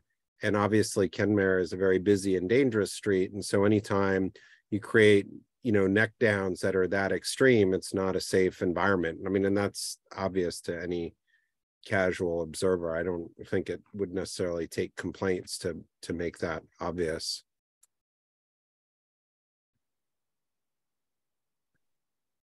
Carter, I don't have to, I guess, point it out to you, but it seems the regulations are going to change. To what exactly, we don't know yet, but it is possible that the city is going to restrict to some degree the amount of the sidewalk that can be occupied. If that were the case, she would have to comply.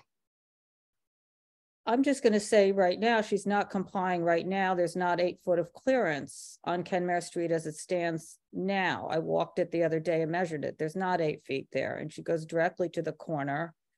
There's not a good clearance around that corner.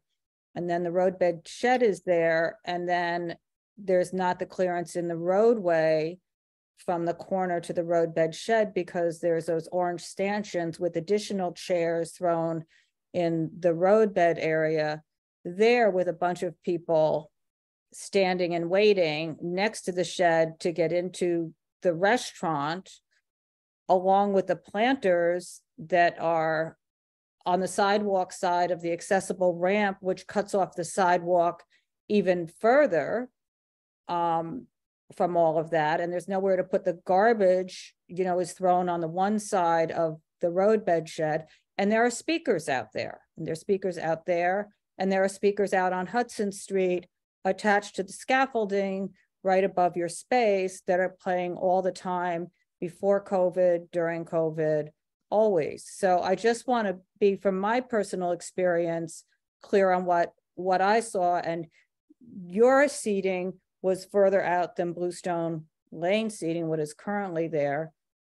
And a number of those picnic tables will hold, if they need to, instead of 4 people, 6 people. So that it's just, to Bob's point, it's a lot of seats outside, and the rules already state an 8-foot clearance. So they don't need to change for us to be able to walk down a sidewalk and have an 8-foot clearance. That's what the rules are now. That's what they've been from the beginning. They haven't changed. That's one part of the rules that haven't changed. So Bob, did you have something? Go ahead. Definitely. Thank you for bringing that up.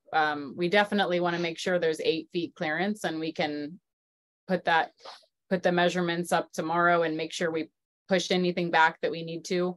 It's a movable sidewalk cafe, so we can move and, you know, make everything adjustable as of tomorrow.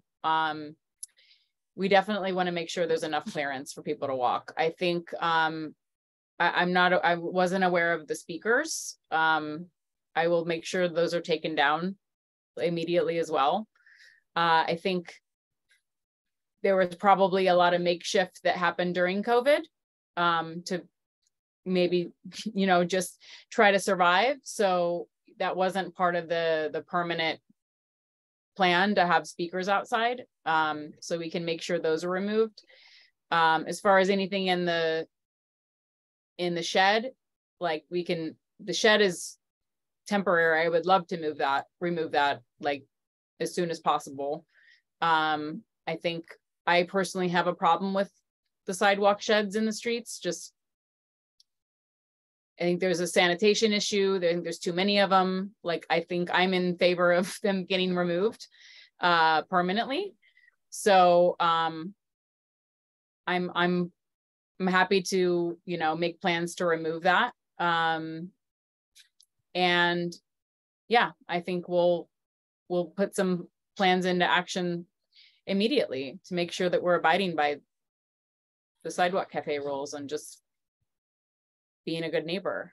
Okay, Bob, Donna, go ahead. How far off the 8-foot mark, if you measured it, is it? It's about 5 inches is what I measured. It's all movable, but honestly, the sidewalk is so wide to be that close. I mean, to be measuring to 8 feet, especially when you're coming up on a corner on a busy place with not one person sitting outside. In fact, I think they were doing construction on the tables outside. So you're taking up a walkway with a line of people to go into a restaurant and nobody sitting outside. It just is not very community friendly is how I would phrase that. It doesn't help anyone trying to walk down the street. Well, what if we could give back some of the sidewalk cafe on the corner and have more seating in the Bluestone space? No. If the corner is the. But anyway. Well, I mean, use the maximum amount that we're allowed for the Bluestone space, but then maybe push back instead of four tops and 2 tops, just have 2 rows of 2 tops. And then you get maybe like 2 feet back. Since, I mean, our goal is to make the corner more of like a cafe, you know, we really just need those cafe tables. We don't need the 4 tops. Right. See what the committee says. Bob, did you have anything else to say? Your hand is still up. I just wanted to know before I go. Yeah, sorry about that, Donna. No, I'm done. Does anybody else from the committee have anything before I go to the public? Okay, anyone from the public here on this application? Michelle Campo, I am promoting you.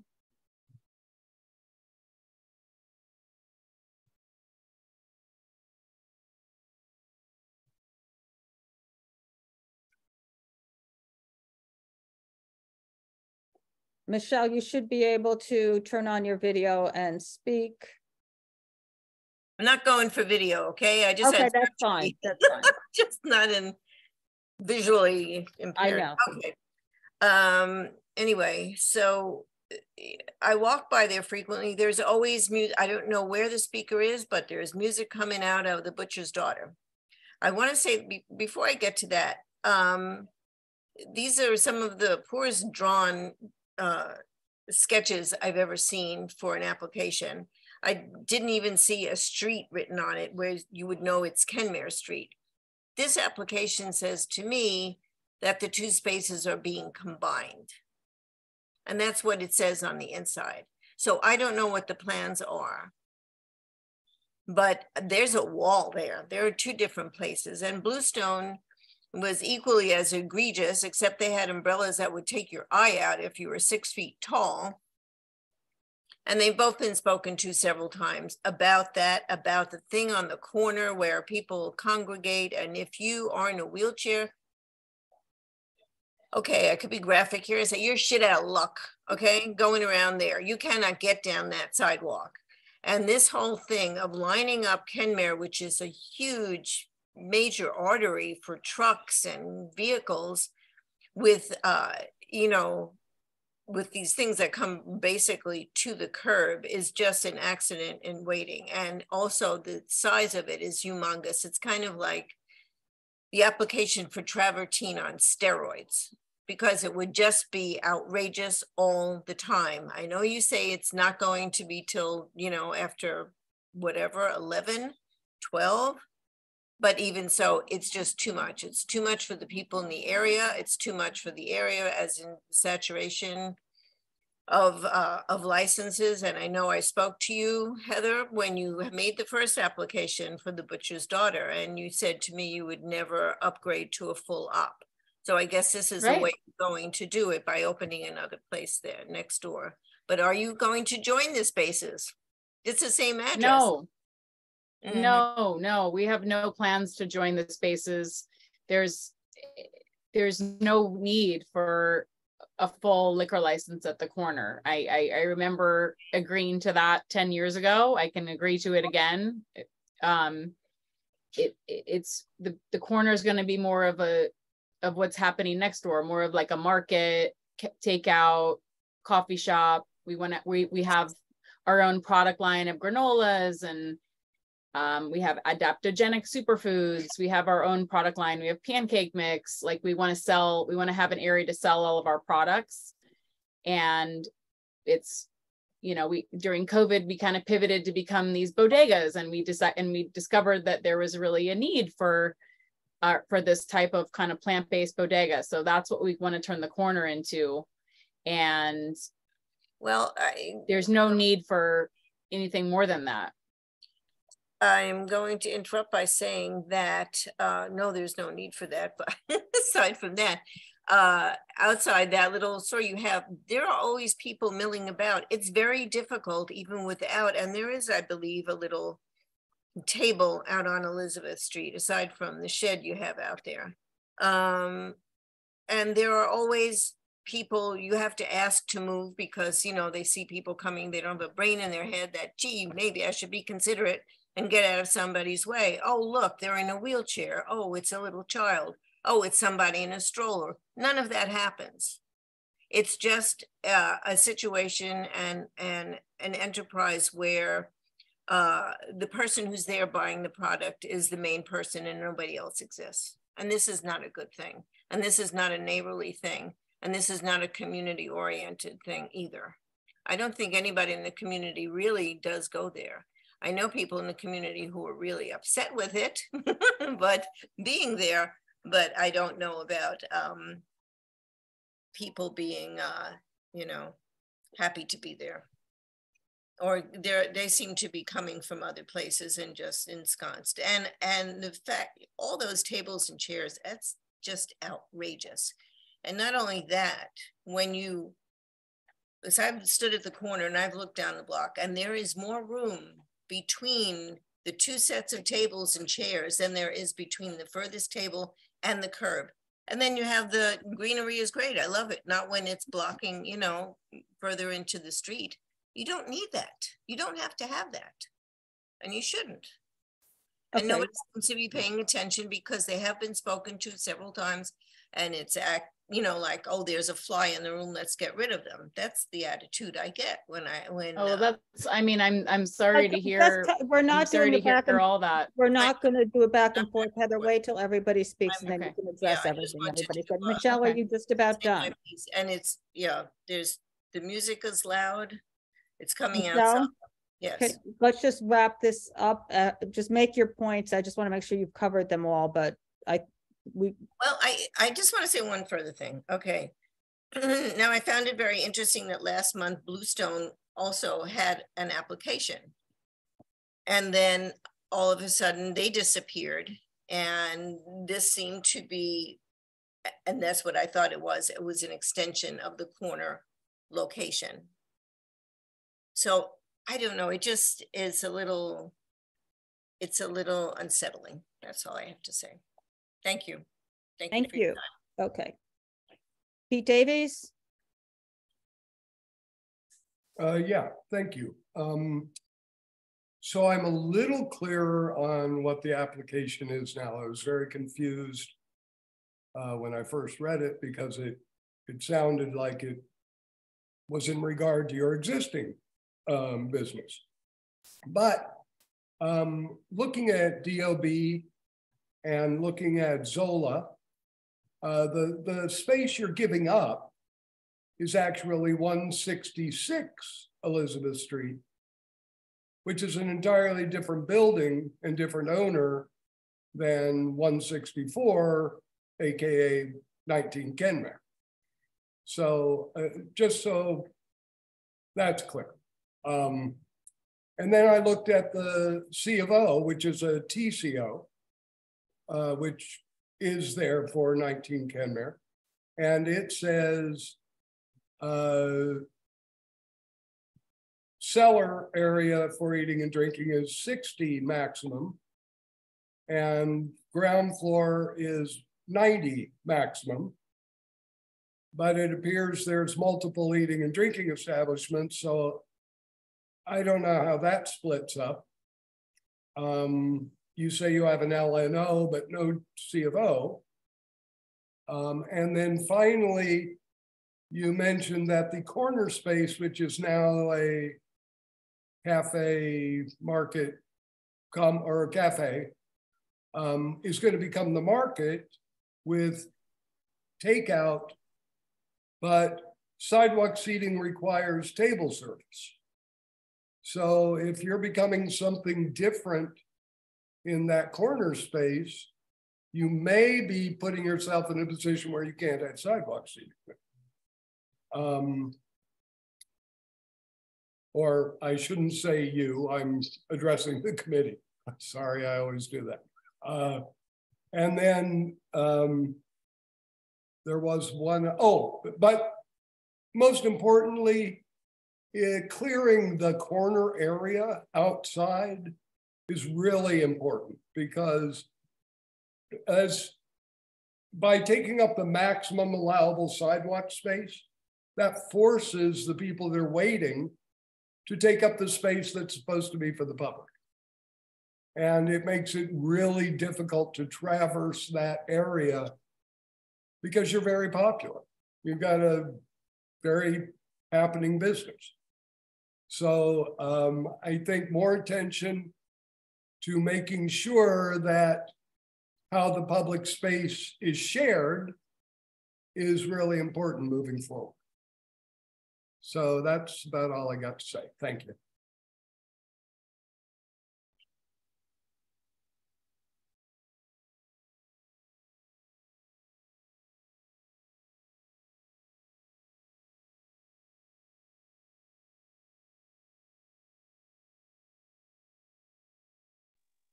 Donna, you're muted.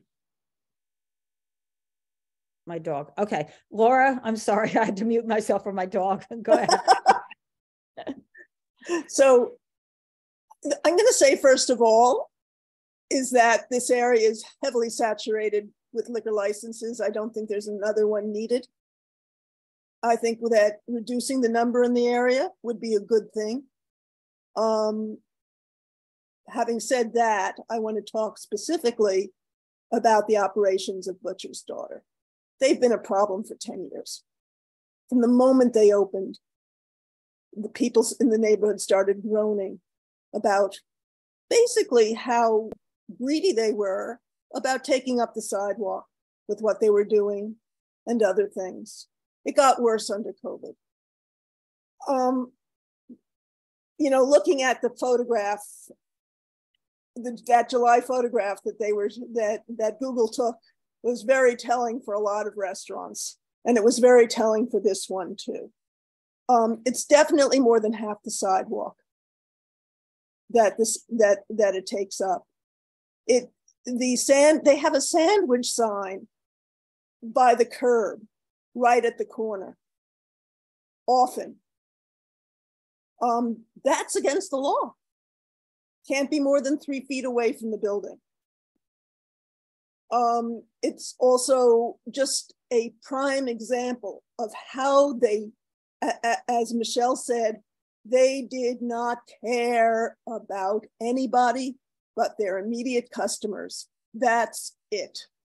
They are not good neighbors. Going to the new application, it's a real problem being forced to walk on subway grates. Definitely harder if you have a cane. Definitely harder if you're on something wheeled. It's something, you know, the problem is that so many of our laws that the DOB puts forth are really there to help commerce and businesses. And it's appropriate, but at least we have the 500-foot rule that in some cases can talk to quality of life. And I really think that this is a place where quality of life and the impact, the negative impact the operations have made on this community. I find it troublesome that Heather says she was not aware of this, she was not aware of that. Well, who's in charge of operations? Who's in charge of how the business is being run in all of the stores? And that's worrisome too. Their speakers. I know I have gone and spoken to the manager there about accessibility, walking on the sidewalk, and about noise. And I knew I was being blown off, you know, it didn't matter. And as Pete said, I had written down that same thing too. If they switch to being takeout only in the current Butcher's Daughter space, I'm not sure that they can have an outdoor cafe without wait service. So that's an issue there too. But to give them more seating in front of the other space, just because they're changing their operations in the first place. And don't they have to apply for a change in operations? And I want to rush it up, but one other thought was that I noticed and I noticed as I walked by is that they have their tables right now, and the store restaurant that was right that they're replacing did too, right abutting the entryway to the residential space, which means that anyone coming out of that residence has to walk past people dining there to get to the public space that's left for them. That was a real mistake that the DOB made in making their rules, that they did not give anything, but the community board can ask for it.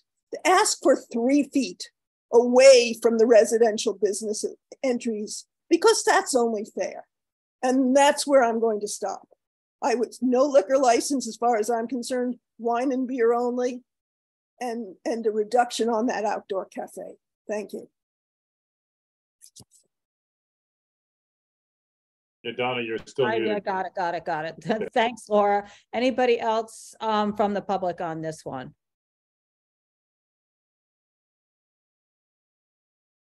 Okay. I don't see anybody. Bob, go ahead. Yeah, Heather and Michael, I do want to. Usually, this is a time when you can respond, and I'm kind of cutting into your time here. I will give you time after I'm done, but suggestion is that there were sidewalk cafes at both locations in the past. Okay, there are diagrams clearly showing significant numbers of tables and chairs. It's just not in the same widespread location that it currently is. So, we have these diagrams. It's what was there before. I mean, I'm counting almost as many, if not almost the same amount that you're asking for, but in a more confined space. Okay, a defined space. And so we'd like to show you the diagrams of what was there before. I take it you have not seen those diagrams. The diagrams for Bluestone Lane? Bluestone Inn for your establishment, the juicery on the corner. Bob, are you referring to what was approved by DCA when DCA was still administering the Sidewalk Cafe program? Well, not just approved by DCA, but approved by Community Board too. Right. Okay.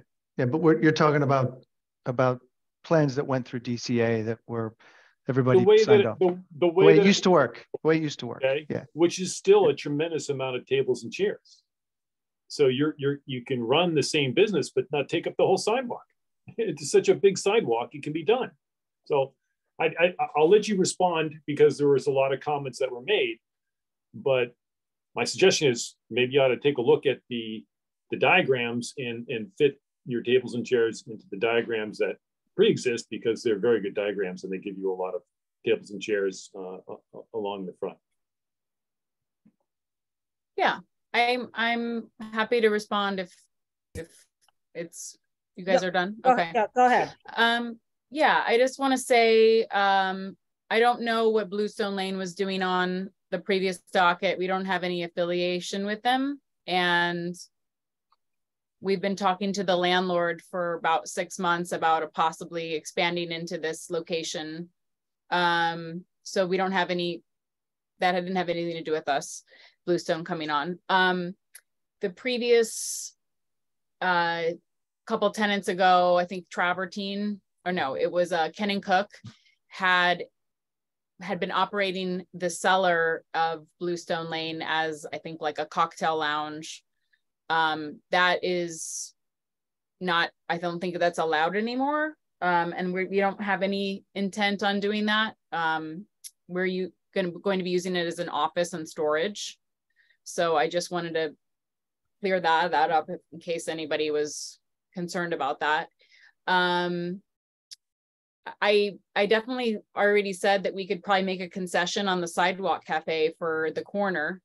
We're not going to be changing the use. We're just going to be moving our existing takeout market into the corner and probably taking away some of the seats inside along the wall of windows on Elizabeth Street to create shelving for the products that we want to sell, and having an area where people can line up and order things. Since we're kind of making that one feel more casual, I would be happy to give up some of the tables of the sidewalk cafe on the corner as a concession. And as far as someone's question about who's in charge of operations, we have a director of operations in New York, and I wish I would have invited her to appear on this panel because I think she would have been a better person to answer some of these questions. But I take all of the comments very seriously, and I have a follow-up call with my director after this to go over all of these things. And the reason I started this business was to have something healthy and wonderful for the neighborhood. And I don't think I even knew that it was going to be so popular. I really created this as a place for me to go and get a green juice around the corner. That's how the concept started. So we would love to get back to that place to be a neighborhood place, a community place. I'm happy to share my cell phone number with anybody on the board or anyone that called in. I'd love to hear from you. I don't want anyone to feel ignored. I take ADA compliancy very seriously. We have a certificate from the American Spinal Association at all of our locations. I went and personally oversaw the construction to make sure we were adhering to, and we did a bunch of upgrades to make sure that, you know, all of our restaurants are accessible. There were some changes in the laws, and then we did some construction and made some improvements. But I think that if someone in a wheelchair cannot get around the sidewalk, that's a big problem. And we have to change that, and we have to address that. I think removing the roadway seating would be a step in the right direction, because I think it probably creates more traffic around there on the corner. So I'm happy to take that down and work towards, you know, making the corner passable. I think that's super important. So, Michael, did you have anything, if I missed anything? Yeah, can I just add real quick? I want to make sure that one concern was addressed. These two spaces, someone from I believe it was Ms. Campo, had a concern about the diagrams and about whether this was in fact a combination of the two spaces. I want to make it just perfectly clear that is not what's happening here. These are two separate spaces. They're two separate LLCs that are going to be operating. The two spaces are not, there's no interior access between them. So the diagram that was submitted with the application is the Bluestone Lane space. That diagram is what exists currently. Well, not the layout of the tables and chairs is different, but the dimensions in that diagram are what's there in the Bluestone Lane space right now. And that there is no intention of combining the two spaces.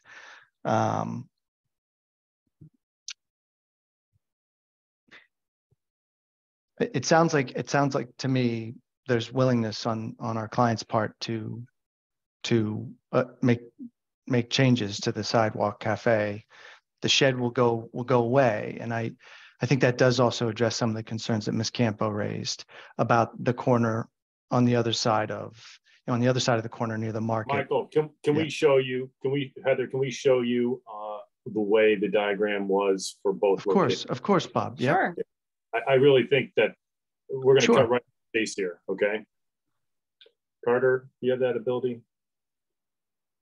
Yeah, I can try. And I agree with you, Mr. Palutis, while I'm trying to do this, that we can find some agreement here, because I think the agreed upon seats that were licensed previously under the old program at the current space were 40 outdoor seats, and the new space were 46 seats. So the new space is consistent with what you've presented in a diagram that was much more was allowed proper access on the sidewalk, which nobody has raised, but you know, Delancey Street just to the east and Kenmare Street are some of the highest pedestrian incidents with vehicles in the city. Let's see if I can get this up here. Can you guys see that? Yep. So that's the currently licensed space, the sidewalk cafe diagram showing all the clearances. And you can see that the corner is exactly, you know, gives that 8-foot pedestrian clearance there. Carter, but if this particular diagram actually gives the dimensions, and it gives 10 feet. Right. So the sidewalk cafe is 10 feet wide. Okay, and that gives plenty of room for other people. And if you go to the next one, and plus there's plenty of tables and seats there. So right. So that's the current space. And then give me a second, and I'll I'll share this is the diagram, which I think has continued to today, but it was prepared for travertine. Just give an idea of, did that come up? No. All right, hold on. No, it's up. It's up. No, it's there, Carter. We see it. Okay. Yeah. It's the same thing here. If you look closely at it, it gives 10 feet for the sidewalk cafe, but then you see the squares towards the middle, towards the roadway. That's the grading. That's the grading, and nobody's walking over the grading with that type of width. So, I mean, it's the same amount of tables, it's the same amount of chairs. It's done in a proper way. It still gives plenty of room. And now, you know, that's what to me, it's like speaks volumes as to how it should be, and the way it's currently being done is not consistent with that at all. So I'll keep quiet, but that's my 2 cents. Sorry, just so I can understand, are you saying that the current width of our sidewalk table is larger than the diagram that's set forth? Is that what? Okay. That's what I'm saying. If you look at the diagram closely, which you probably can't see because it's a small lettering, but if you take the width, so from the front of the premise, the storefront itself, and you go out towards the roadway, it's approximately 10 feet. So you're fitting all that into 10 feet, okay? And currently, with the planters and everything else, you're taking 3/4 of the sidewalk, and people are walking on the grading. So this prevents that. So it looks like, yeah, maybe the planters are taking up too much space. But it's more than just planters. It's actually confining the space to what the diagram says it should be confined to, okay? And that's the problem with the current system, or just the way things have been thrown out there. There's no rules in place. It's because it made sense what they did in the past, okay? And now we're just throwing it out and we're not using it. When in fact, that gives everybody an equal amount of space. It gives you as a business owner an opportunity to have the sidewalk, but to do it in such a way that you're not taking over the whole sidewalk from pedestrians. Yeah, I would agree to operating our current sidewalk cafe at the corner according to the plan that you just presented. We actually are not going to ever put a table in the corner like that. That I guess we have approved, but we would never put a corner there that's in front of the entrance to the building. So, and I think it would also impede people walking around the corner. But I'm happy with adhering to these dimensions, and it might mean that we might have to have less tables out there because of if we have planters. Because if you look at the diagram that you presented, it's just a thin line as a barrier, and it's important for us to have planters instead of just the fence. So that might mean that instead of, we have just 2 rows of cafe tables that seat 2 people. It's a question of reasonableness, Heather. That's really, no one's going to go take in a measuring stick and determine that you're 5 inches too big or 5 inches too small or whatever. The idea is, here are measurements in which can provide a model, and a good model, and it provides what you need as well. So we're throwing this at you now. You hadn't seen it before the meeting. I'm just saying, if you want to take time, this is mine. This is mine. I got this approved. Okay. I had Steve Wagoda do this. So this corner wasn't a cafe before, and it's not even that big. That's why we had to have some tables outside, because it's very small inside. So I'm familiar with this drawing, and we can make sure that we're adhering to it. I have, like I said, I'll call right after this with my director of operations who can make these changes tomorrow.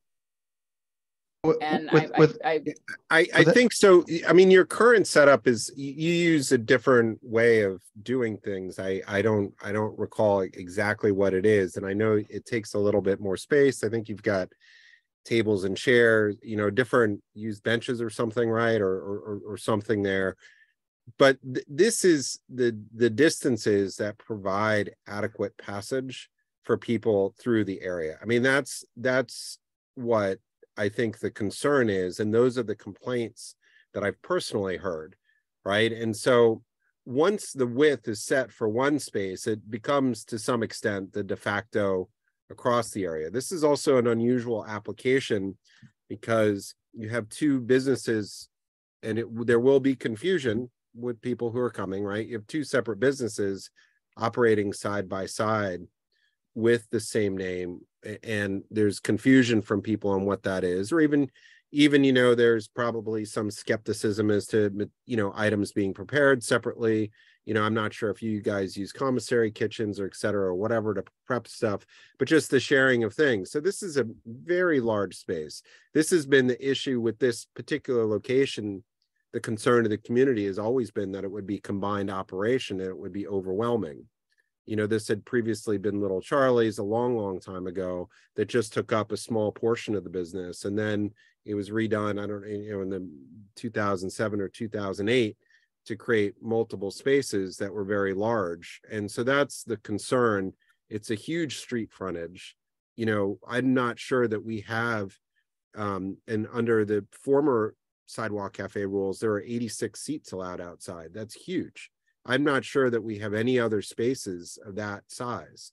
So even though they're separate spaces, it's one business entity that's operating both. So there are a lot of concerns. So really resolving this is part of the public interest in that, because of this combination. And normally I think that we would take great issue with that, but some of the very unique factors here, like the hours of operation and other things, allow for consideration of this, right? And so we're trying to find that pathway of how this can be okay here, because it's, even though they're separate, it's the same umbrella of a huge potential impact. And then on top of that, which nobody's discussed, is the use of Kenmare Street, you know, with the extension. This is one of the major arteries, and, you know, obviously this, with the lack of ridership on the subways, this is one of the main arteries that carries a lot of traffic that's moving around, and particularly, you know, as it goes across to New Jersey or into Western Manhattan. So there's a lot of different issues here, but that pedestrian space and being able to use that is a very big deal. And so I'll leave it at that. But that's so figuring this all out is a good thing. You know, and then also later on, it establishes, just as you correctly asked, well, what are the complaints, right? You know, further on, it creates the framework within which you're working. And if you're following that, then obviously, you know, that's okay. So that's in some ways establishing that. It allows everybody to have a marker of, okay, here's what we said we were going to do, here's what we're doing. And it really helps going forward from all these small issues. And again, you're not a late night business, but there's still impacts that a lot of people see when they walk by, et cetera. And it helps the employees, et cetera, to just have, you know, a framework within which to operate. Carter, is the ask that the stipulation include a distance between the curb and the edge of the sidewalk cafe in both places? Well, yes, but I also think it's up to you guys to just say, okay, what are we going to do here? You know, in the interim, again, because we don't have a permanent program in place, right? And so it makes it very difficult to evaluate the licenses. But what we would like not to do is to have you come back once there's a permanent program in place, because there's an understanding of how this will all operate. And again, you know, it's a significant number of seats that are outside, and then also, you know, the pedestrian clearances, because this is one of the streets where you don't want people stepping out into the street. You know, this is very clearly one of those things. So I think I heard Heather say that she's willing to agree to this layout and the layout at Bluestone Lane, actually minus a couple of tables. Is that, did I hear that? I mean, I'm willing to like we're there. shrink it a little bit, because I don't, like I said, I don't think we're not even putting out all the tables that we're approved for as is. I think the problem is that the planters are just impeding into the walkway a little bit too much. And so I'm willing to bring the planters back, which may mean that we take out some tables and we don't have as many tables. Well, the way our stipulations are reading now, Heather and Michael, are no more than, okay? And what we would suggest is that these diagrams be put in as a part of the stipulation, so that, you know, it's not, the stipulation is going to say it has to be exactly the same. It's going to say no more than the maximum, okay? And then in terms of the diagram, it does give dimensions. And so the dimensions would then account as well. But again, we're not going out there with the 5-inch measurement, you know, okay? I mean, you know, this is, there's a test of reasonableness, everything that we do. So it's, again, you can either put it over, take a look at this stuff a little bit more closely. You can agree to it, but I think that's a fair, I think Carter's, the way he said it is exactly right. You may be the best, the right business for this location. Okay. So the question is, Heather, do you want to agree tonight to that stipulation, or do you want to give it some thought, talk to the team, and come back next month and right? I can agree to a stipulation tonight if I understand fully what it is, but I think I'm willing to work with you guys on, making sure we have Michael's email. We can send him the diagrams tonight, and you can take a look at them. But yes, again, this is a matter of reasonableness, and I'm sorry again for cutting you off.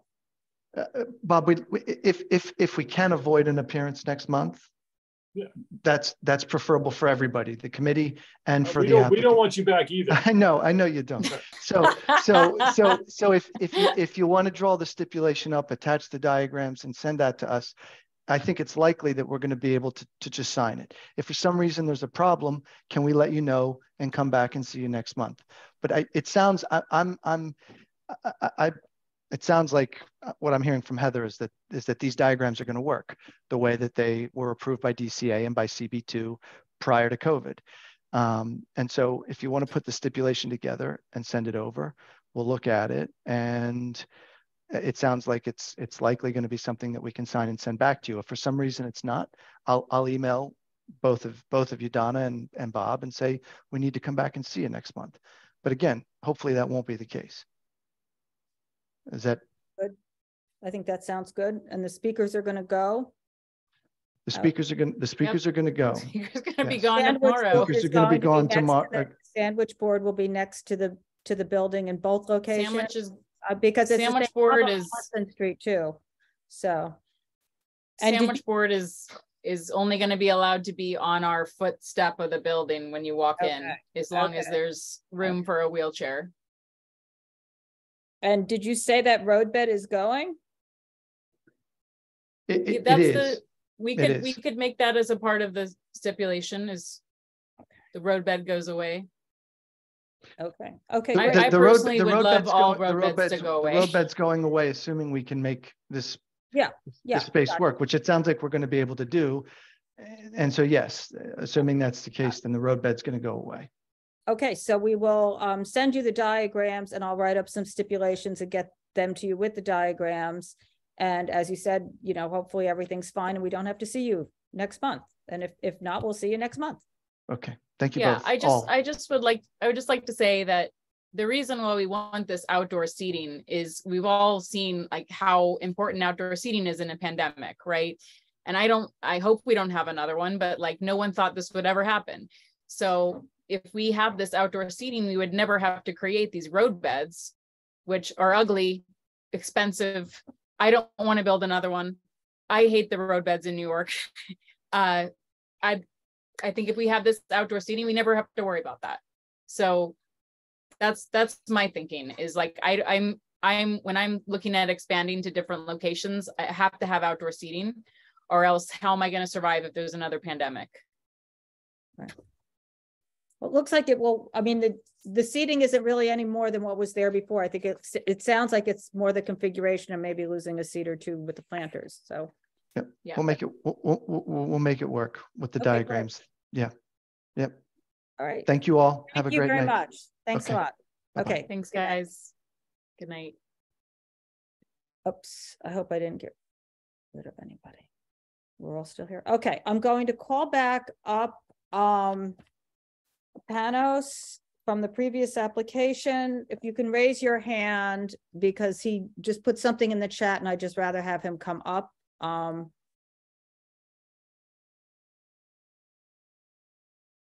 So we can finish that off.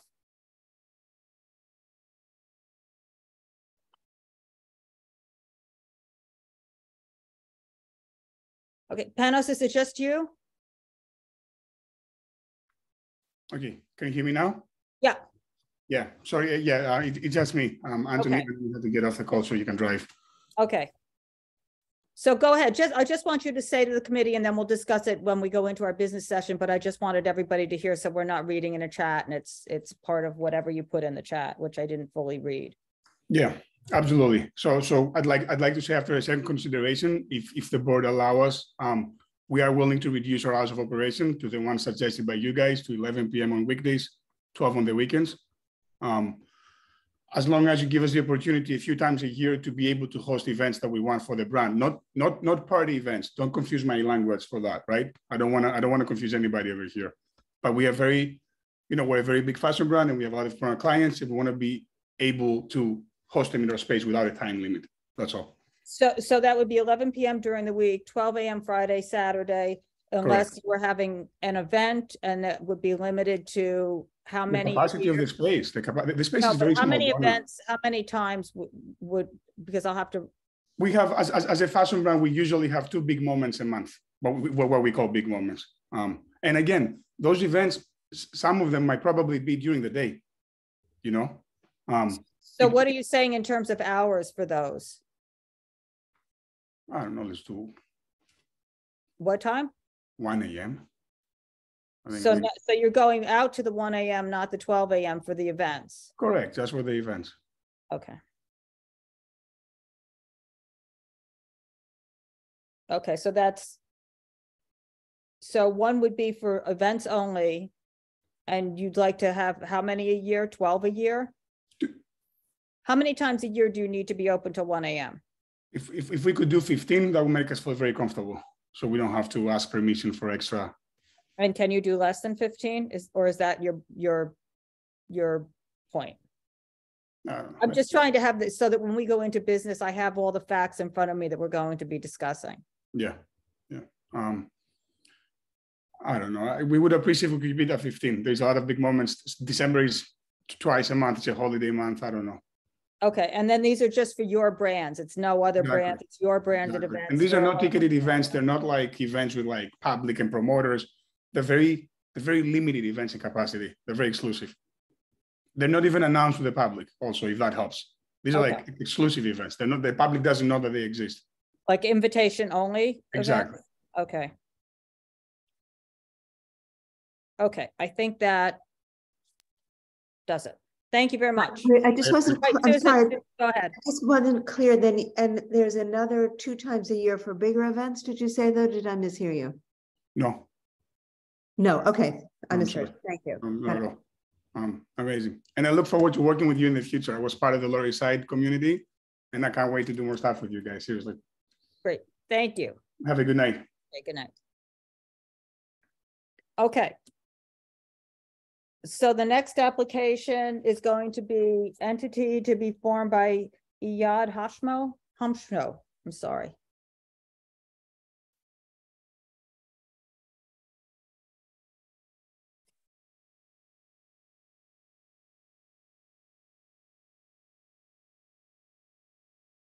Okay.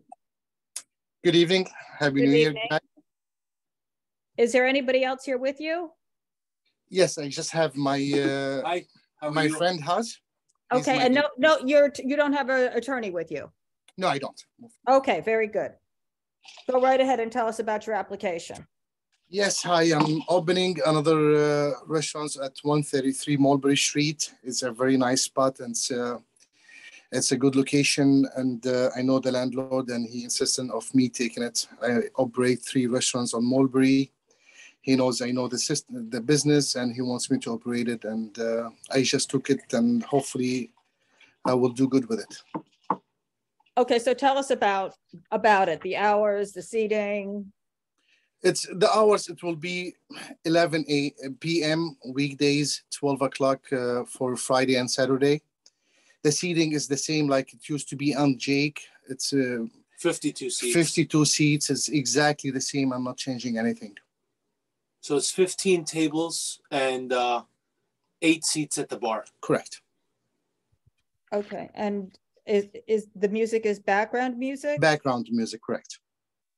No speaker outside, no nothing. Okay, and then you have outside seating? No, we don't. No. So you're not going to do anything on the sidewalk? At the moment, no. Okay. Well, they're repairing the sidewalk, so we can't do anything on the sidewalk. They'll be repairing it for about 6 months. So if we intend to use the sidewalk, we'll contact you. We'll submit an application. We'll appear in front of the board. And then so there's no sidewalk and no roadbed at this time, and you'll come back if you want that. Correct. All right. And then I think there are operable doors. Just the entrance, the exit. There's no French doors. There's no French door. No French doors. No. No French doors? No. Okay.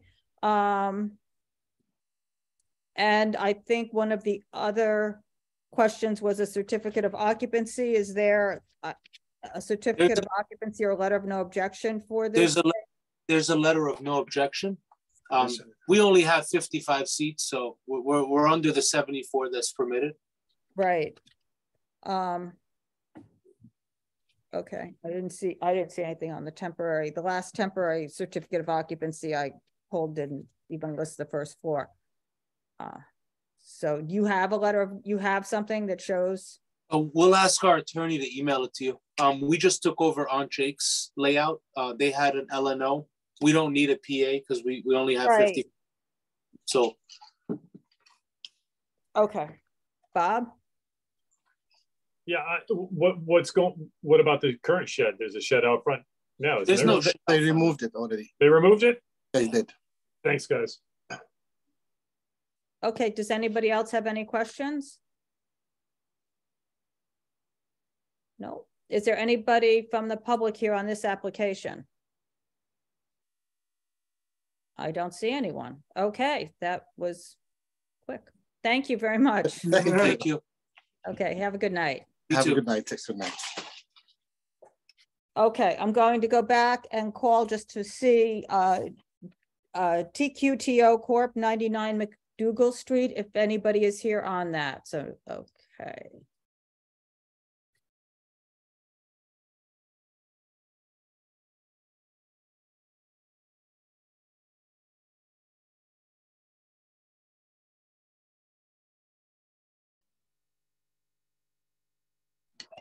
Hello. Hello. Thank you for seeing my application again. Same application again. No, I said thank you for seeing it, but there is an error in the application. It's not for an on-premise liquor. It's only for beer and wine, as we discussed last time. Okay. So, and has anything else changed? Or as far as? Well, so your hours are? At the moment, we are closed on Mondays. Okay. Tuesdays and Wednesdays, we close at 11. However, with the holiday season and the weather, we've been closed. Like, for example, today they closed at 8 o'clock. There's not much foot traffic out there. Thursday, Friday, Saturdays, we've been staying open to about 1 or 2. It really depends on the foot traffic. And then Sundays, we close at 9. Okay, so the hours for this application that you'd like to have is 9 p.m. on Sunday, 11 p.m. Tuesday and Wednesday, and 2 a.m. Thursday to Saturday? Ideally, yes, ma'am. Okay, and then the other issue we had last month was the bathroom. Yes, ma'am, we did. So how has that been fixed? It has not yet been fixed. I'm working with a couple contractors on getting it priced out to have the bathroom relocated to the left side. I believe a new diagram was submitted to show where we intend to put the bathroom. I just didn't want to make that major investment until I met with you guys again and got it in a stipulation, if that's possible. As long as there's a public access bathroom, I'm good to go. So isn't this what we discussed though last time? There's no photographs, there's no plan. And so you're asking us to be okay with something that we don't understand how it's going to work. I believe that a new diagram, and forgive me, the last meeting, I had an attorney present with me, so I wasn't the only one speaking. So there are some things that I may not remember from that meeting. I know that Carter Booth talked about the bathroom. We talked about accessibility, and I said that I would get working on it. But we did have a 2 weeks, kind of hiatus with the holidays and whatnot. So I'm working on getting it fixed. I am asking you guys to grant, or just say, listen, without a public access bathroom, we don't approve it, or as long as there is a public access bathroom, then we approve it. And I've downgraded from requesting on-premise liquor to just a beer and wine. Okay, and then I guess one of the things that, are you open? You're open now, or are you? Yeah, yes, ma'am. Yes, ma'am. Open. Okay. Yes, ma'am. So could you stop the alcohol service Thursday to Saturday, stay open till 2, but stop the service of alcohol at 12 o'clock? I could. I mean, would it be selfish of me to ask for us to meet in the middle and say 1 a.m.? Yep. Because you're like, actually, yes, it would be. Yeah. I have a very limited seating. So being able to sell wine and beer is helping me get a higher price point per customer. This is a proof of concept for me. It is my first location, and it is very small. I did that intentionally to keep my overhead down. And I'm also, that area doesn't really liven up until 5 or 6 p.m. So, which is why we don't open until 2 or 3 p.m. On the weekdays. So I really need that later hour could be a pretty significant difference. That's when people are, coming out of the bar, they're coming to get their late night eats like they do at 7th Street Burger or the taqueria across the street, Artichoke Pizza's right next to us. The food places, and this is like a hybrid carryout concept that I'm doing. So if we could agree on 1 a.m. on maybe Friday and Saturdays, and Thursday I do 12, is that okay? Because Friday and Saturdays are really those busy nights. Okay, we'll talk it over with the committee during our business session and see. And then I would put a stipulation in there about the bathroom that you would have to send us. Yes, ma'am. Diagrams before, absolutely, with it built out so that we can okay it prior to you appearing. Yes, ma'am. SLA. Yes, ma'am. Yes. Yes, ma'am. I would agree to that, and I appreciate the flexibility.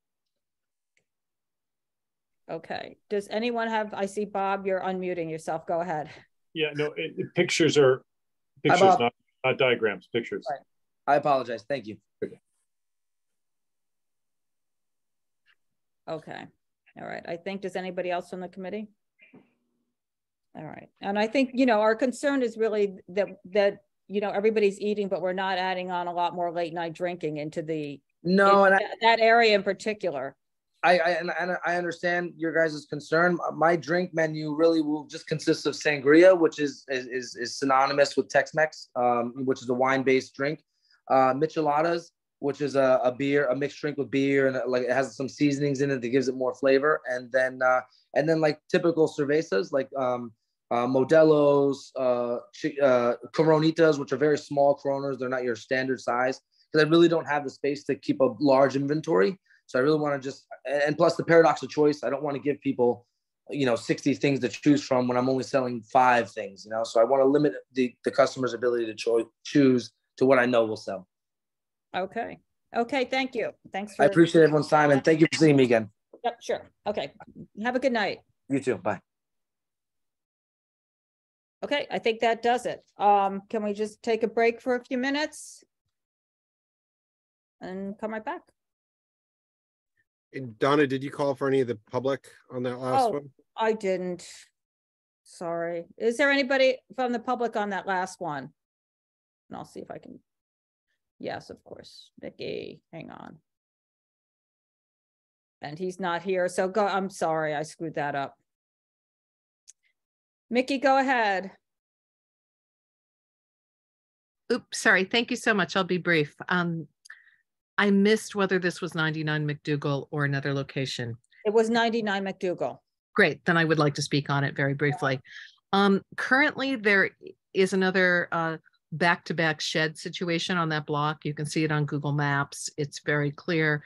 My question for the applicant is, although they're not saying they're going to use that shed, will they remove that shed? Is it going to be removed? There's a scaffolding over the location, and you can plainly see that there are wall-to-wall sheds. So I don't know if that's a remnant of the prior place, or is that shed going to remain? Because Okay. we'd like it gone. So We'd like it gone, of course, and he's gone. So I'll have to follow up with him on that. But thank you for raising. great. Thank you so much, and thanks for all your work. Yeah. Hold on. Last month, I thought the shed belonged to the comedy. I think club. he can't. Yeah, I think it does, because he's up above. He can't have a shed. He's not on the ground floor. He can't have a shed. Yeah, that's my recollection from last month, because I think we did discuss it with him.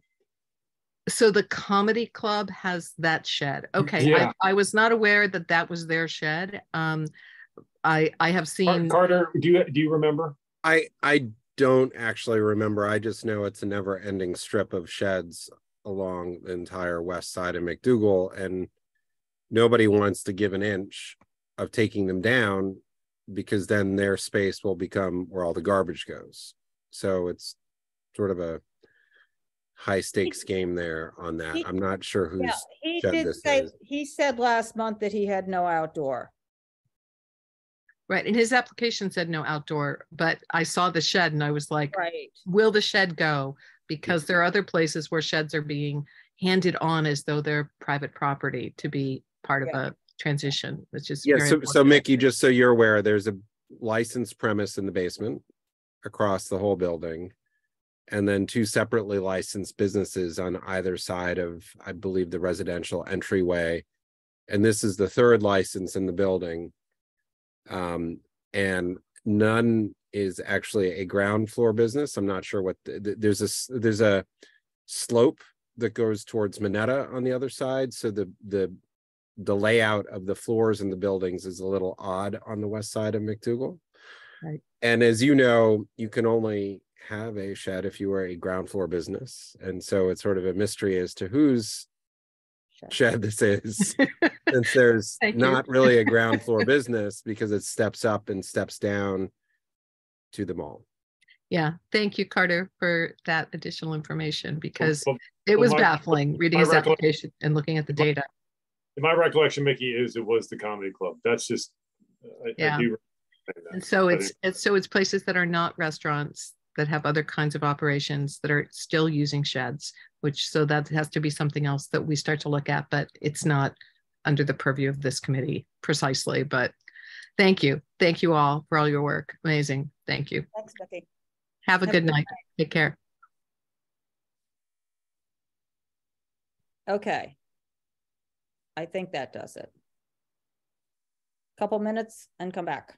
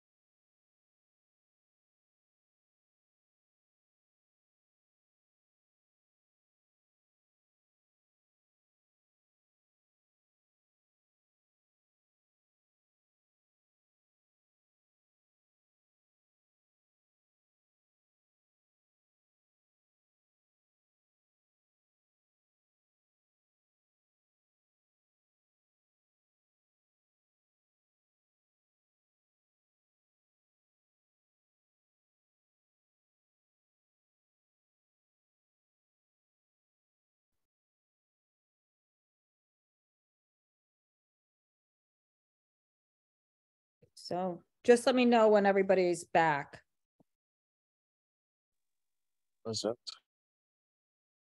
Okay. Back. Got it.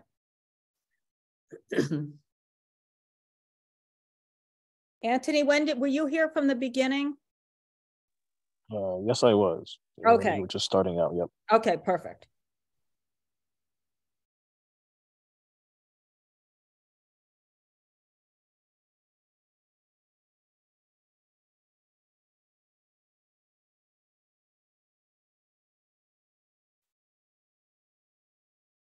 Donna, I'm here.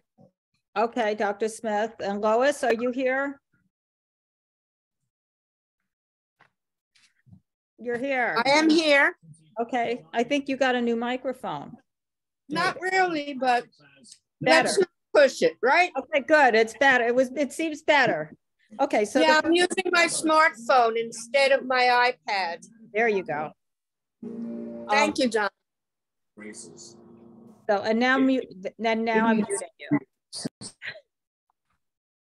Okay, the first one is Jemikos, which was a corporate change, and we had the sidewalk shed, so they also were applying for that because they had a stipulation that said they would have no outdoor. They're 8 to 11 and then 8 to 12 on Friday and Saturday, 15 seats inside, and then that shed has 14. How does everybody feel? It's a restaurant wine. Bob, the shed. Yeah, well, it's a corporate change, and now it's corporate change with modifications. So right. So I put a picture of the roadway in the Google Drive, which shows exactly what was being told to us. It was always my concern. I mean, they're not the only shed, but it's such a narrow roadway there with the shed on the other side. I mean, look, I don't know if I want to play hardball on this one, but and then Thursday night we have another application. We just, on SLA2 of the very next, same kind of scenario. It's a corporate change, but they're going to have to modify because their stipulations say no outside. So I'm hoping where there's some consistency, that's all in our decision, and then maybe that will echo through to SLA2 as well. But I just think that the roadway is so narrow there. I just don't know if we can fix it simply with this application. That's all. I think, yeah, go ahead, Susan. The thing, when I keep hearing everything tonight, and you will on Thursday, is like the sheds are the major issue for us now, and it's always going to come up. And you have these blocks where they're wall-to-wall sheds, and it was interesting. I didn't even think of it on Bleecker. The owners of one place are afraid if they took down their shed, it would just become a garbage pit, so that the shed becomes an obstacle to having garbage. So I think we do need to be consistent, Bob, and I think we need to try to get rid of the sheds, as much as we can. I think we have to keep trying to do that. And some of the owners even want that. We know almost all residents want it, with, rare exception of the design store where, some people in the neighborhood said they'd love the outdoor. It's not even exactly a shed, but so we know the sheds are going to change, even though we don't know what that's going to be. So for the short term, I just think we should do everything we can to scale back the sheds, because I don't see why we would do anything else. And we know that's what the community wants. And so I'm for that. This blocks a problem, and it will help I agree, if we form an opinion on this that can help be consistent on SLA2, then that's a good thing to do. We can't be inconsistent. Carter? You know, the concern, I mean, none of these businesses can operate the way a business is supposed to, which is with space in front of their space to put trash, you know, and so they end up putting it in the street in front of the business next door. And it's just consistent with what Susan was saying, is that without any rules in place, you know, you can't be a good neighbor without basically impeding on somebody next door.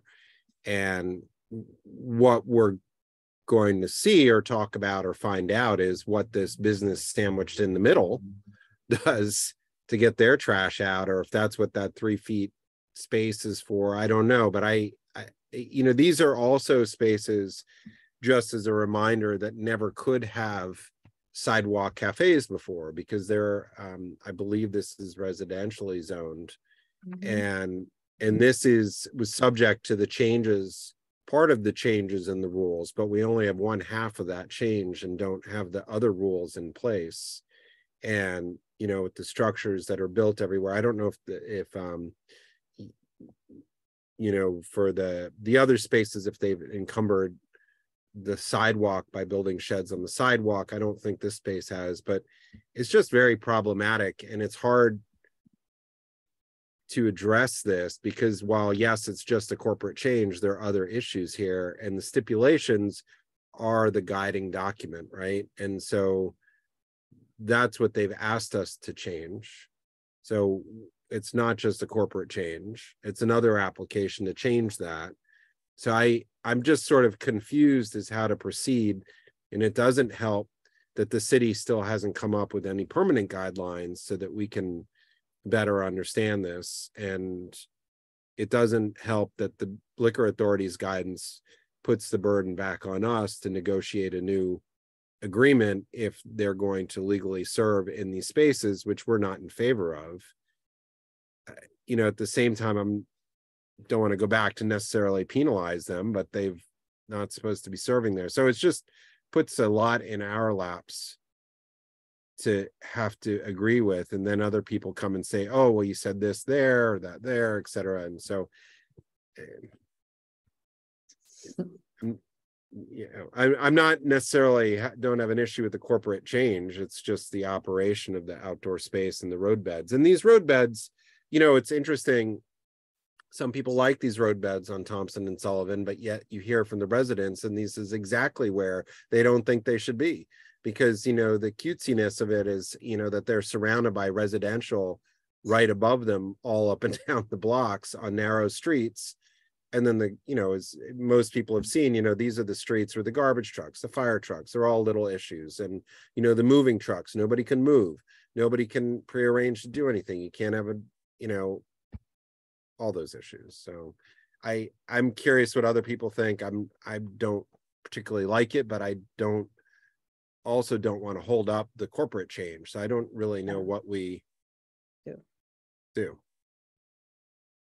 Anybody else? I mean, for me, the other issue also is this back-to-back, as Mickey said, and that has always been a concern of mine because I feel trapped. There's not even 3 feet or 6 feet between these things to put garbage or to be able to get out to the road if you wanted to, and you are just trapped on that sidewalk if God forbid anything should happen. And you need to get out to the road, a fire, anything that you need to leave and quickly get out to the road. You can't do it. But I'm not sure. I mean, I'm not sure what to do, because like you said, I don't want to penalize the corporate change, which I don't think anybody has an issue with, over the road bed. He's had the road bed. I don't know if something we want to consider is getting rid of that structure, you know, by April 1st or something. I don't know. Carter? Yeah, you know, the technical aspect of this is, right, this is a corporate change application. It's very narrow. It's you know, the application is just changing the principles, but they're not in compliance. I mean, the existing corporation is not in compliance with their stipulations. So I don't necessarily have a problem with the corporate change, but I don't know if it's appropriate to address those stipulations right now, because that's what we try to do. But, you know, it's not really consistent with what we've heard. It's not consistent with the general board's feeling on, structures on residential streets. I mean, these are all the issues that we've taken. So I'm not sure what we do, except I don't have a problem with the application which was presented to us, which is the corporate change. If we're having them sign new stipulations, that's where we kind of get ourselves into an issue, because the existing stipulations stand unless they're amended, even with a corporate change. So it leaves that situation where they can't serve alcohol outside if we were to just agree to the corporate change and leave the stipulations in place, which then the circumstance where they just can't serve alcohol outside if they want to comply, but the structure is there, just leaves the status quo in that limbo land under the temporary emergency program. Yeah, there's only 15 seats inside. So he's got more outside than he has inside. So he's not going to want to get rid of the shed unless he's actually forced to. But to me, the shed's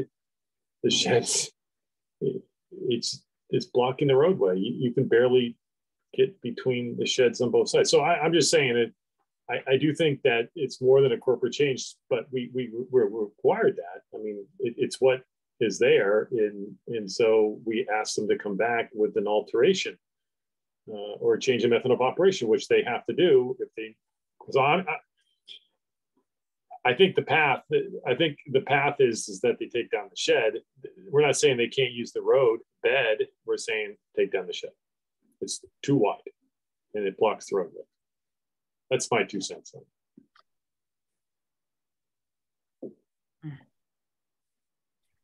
So what exactly would you're saying that we vote on the corporate change and make it explicit that the outdoor dining is not yet resolved under the existing stipulations, and that they need to file a separate alteration application to come back to address but that? They did. That's what we, in other words, that's what happened. So last month they were here for a corporate change. We said, no, you can't just come for a corporate change because you're in violation of your current stipulations.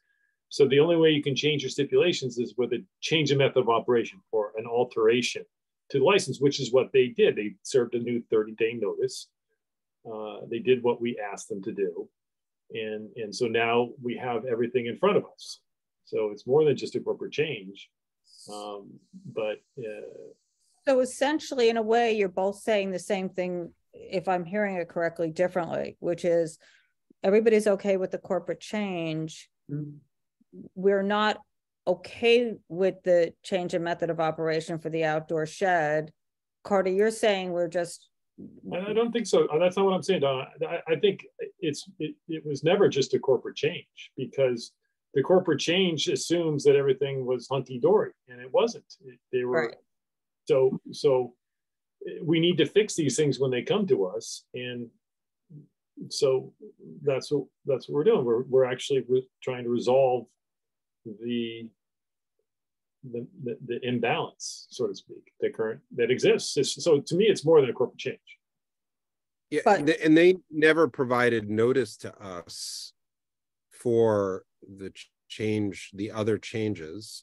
Right. And it specifically explicitly says in their stipulations agreement that they will, that they will appear before us prior to submitting any changes to any stipulations agreed to. So it kind of leaves, there's not a vehicle here with which to introduce new stipulations to the liquor authority of changing something of that sort. So I don't know though. A technical way.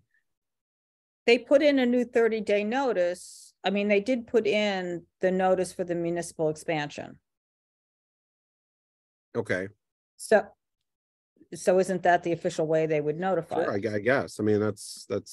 But is this similar to the butcher's daughter, where, we're saying, I keep feeling like they agreed to something in the past and that they didn't even follow through on that. And so then they want more later on, so that if we could still get places to do what they agreed to do in the first place, we'd be way ahead of the game. I mean, so now that's what's happening. You know, when we talk about the impact of COVID, is that we keep saying, well, before there was COVID, you couldn't even do this. And so now we're in this sort of vague state of the help era is over, but we're not in the new era of the new rules. So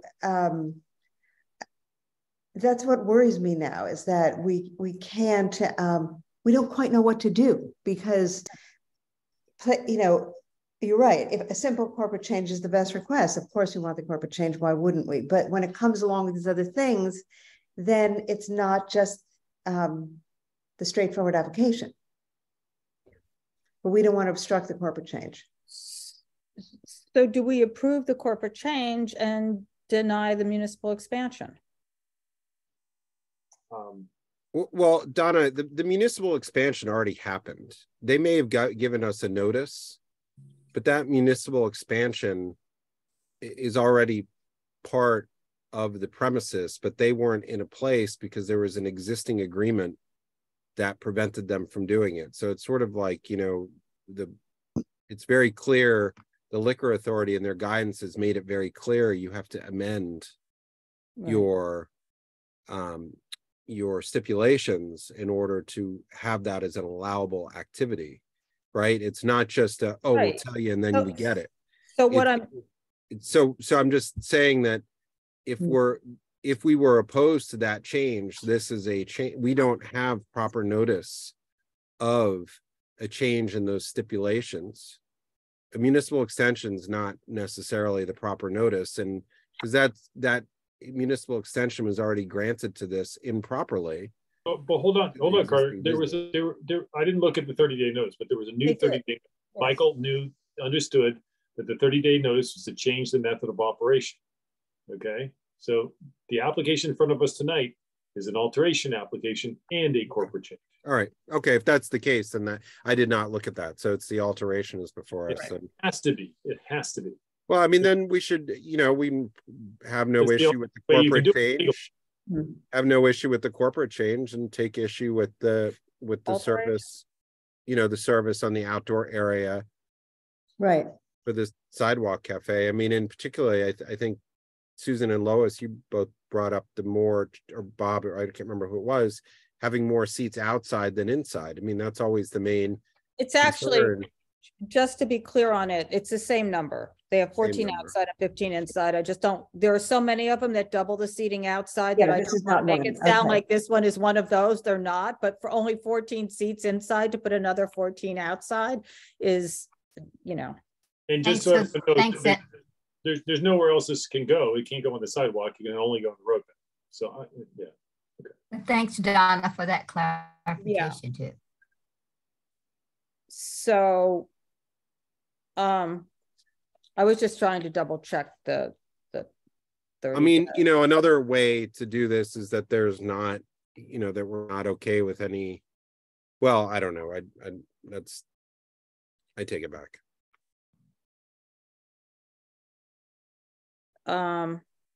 Yeah, the 30-day notices for an alteration.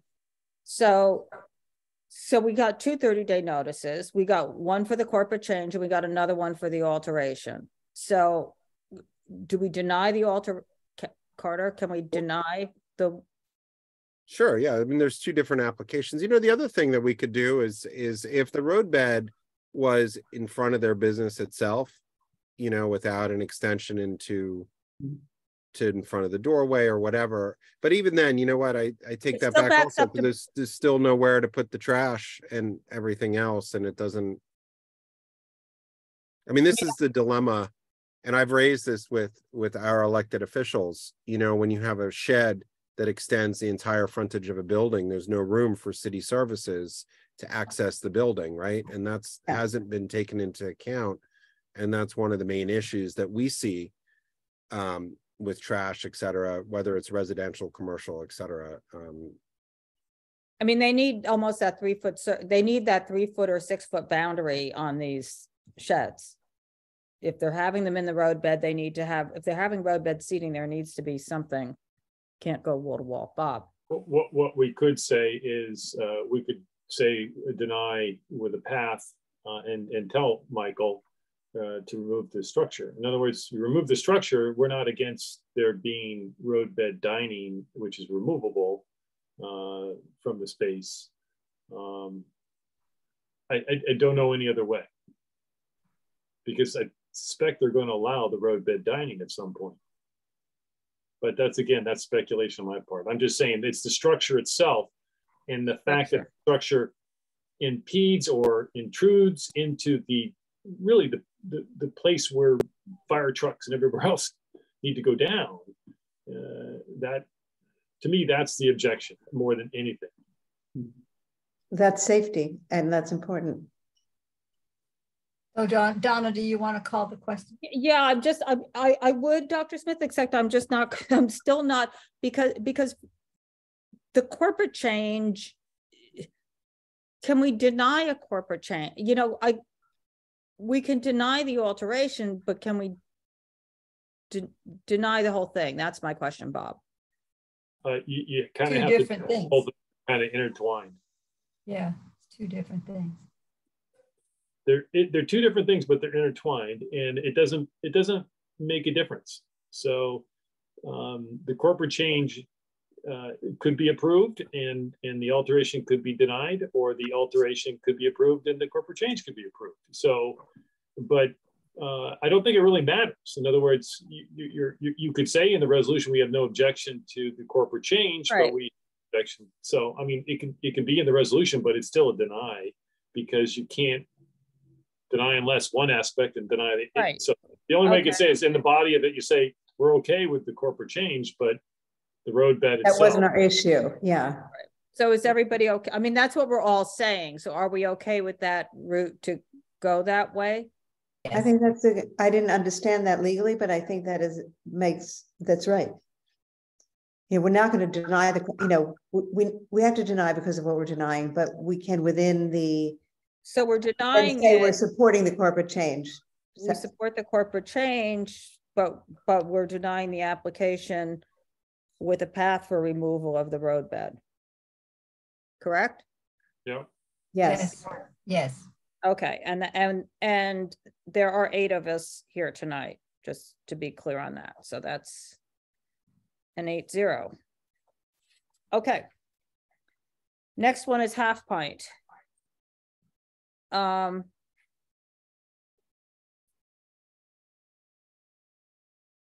Again, corporate change. Just so everybody knows, I did put the picture in the Google Drive of the shed that is not in front of Half Pint, okay, which is in front of another store that may be closed, but it's clearly was not telling the truth about that. Lois, I see you. Yes. Yes. Now you can correct me if I'm wrong, either Carter or Bob or anyone else. But if I recall that you cannot have a shed without an egress to the store, to the opening of a store, whether it's the side or to the front.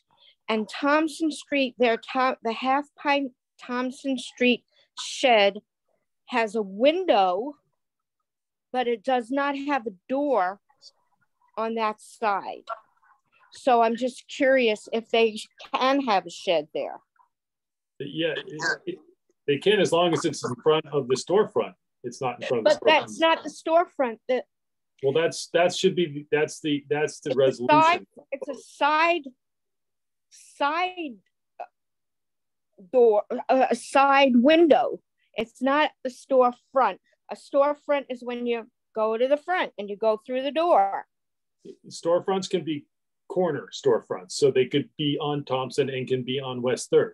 This particular door has a window and an entrance on the corner, so it does face Thompson, except it then extends much further down the roadway, way beyond that window. Okay. Correct.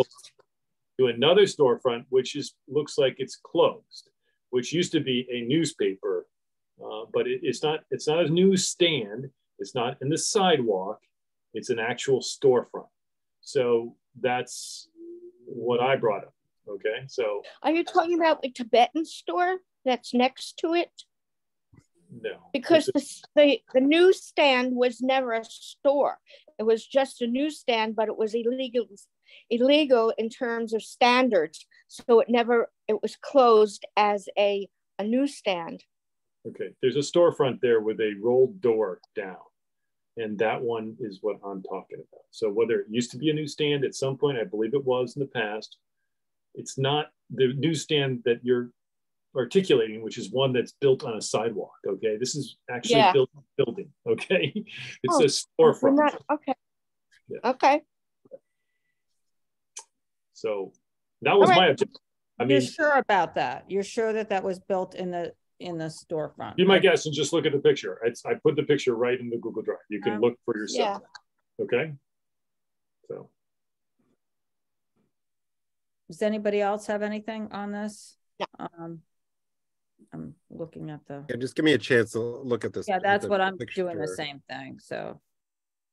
So Bob, can you just explain that? I'm looking at this picture. I'm just confused. You're staying on the Thompson Street side, is that correct? Yeah, not West Third, not West Third, Thompson. Can you? So that looks like, to me, that looks like that's on. It looks like it's a newsstand that's built out onto the sidewalk, 5 feet with a roll down in it. Right, and I think what he was saying, what he was saying was that their premises goes behind that. That does not. Yes, he did say that. Now maybe look at the pictures. Oh, that's what I'm looking at. I'm looking at. What we can't tell from the picture is the interior. So I'm looking at how deep the newsstand is. Yeah. So and then it goes past. I think that from, and Lois, maybe you can remember if you the depth of the store. I think that the applicants, I think it does go behind that newsstand. That's the bar is actually behind the newsstand. That's what he was saying. Yeah, on the inside. And that newsstand, it's an interesting circumstance that, there's another similar condition. There's a hat stand that's on Bleecker Street, or used to be a hat stand. They tried to use stoop line licenses to build out these little structures. There are a couple in this immediate area. And I mean, it's still there. I don't know what the status is, but I believe it's built on the sidewalk, not in the actual building. Yeah. Okay. Well, if you look at the pictures, I think that is correct, Carter. If you look at the pictures that predate the picture. Yeah, no, right. And so I don't think we get, we can really, again, this is a corporate change, and the applicant owns a number of businesses. He's taking it over for death and whatever. My concern is I have a memory, and we have not seen the file in the board office, that there may be stipulations in place there. I did ask Eva to look, and she looked, and she didn't see anything. Doesn't mean there's not something misfiled in the file or in the file, but that, I was asking her right before our meeting. Yeah, because Florence is obviously not here, and she maintains a separate file. There has to be. There has to be because this space, and it's what I was talking to the applicant about. We had actually gone in as a committee. This was a long time ago, into the space, but was divided when they added in that second area, and it had lower hours on the second area, and I just don't see that document. And I know that some of our stuff online is, you can't search it because it was not properly encoded.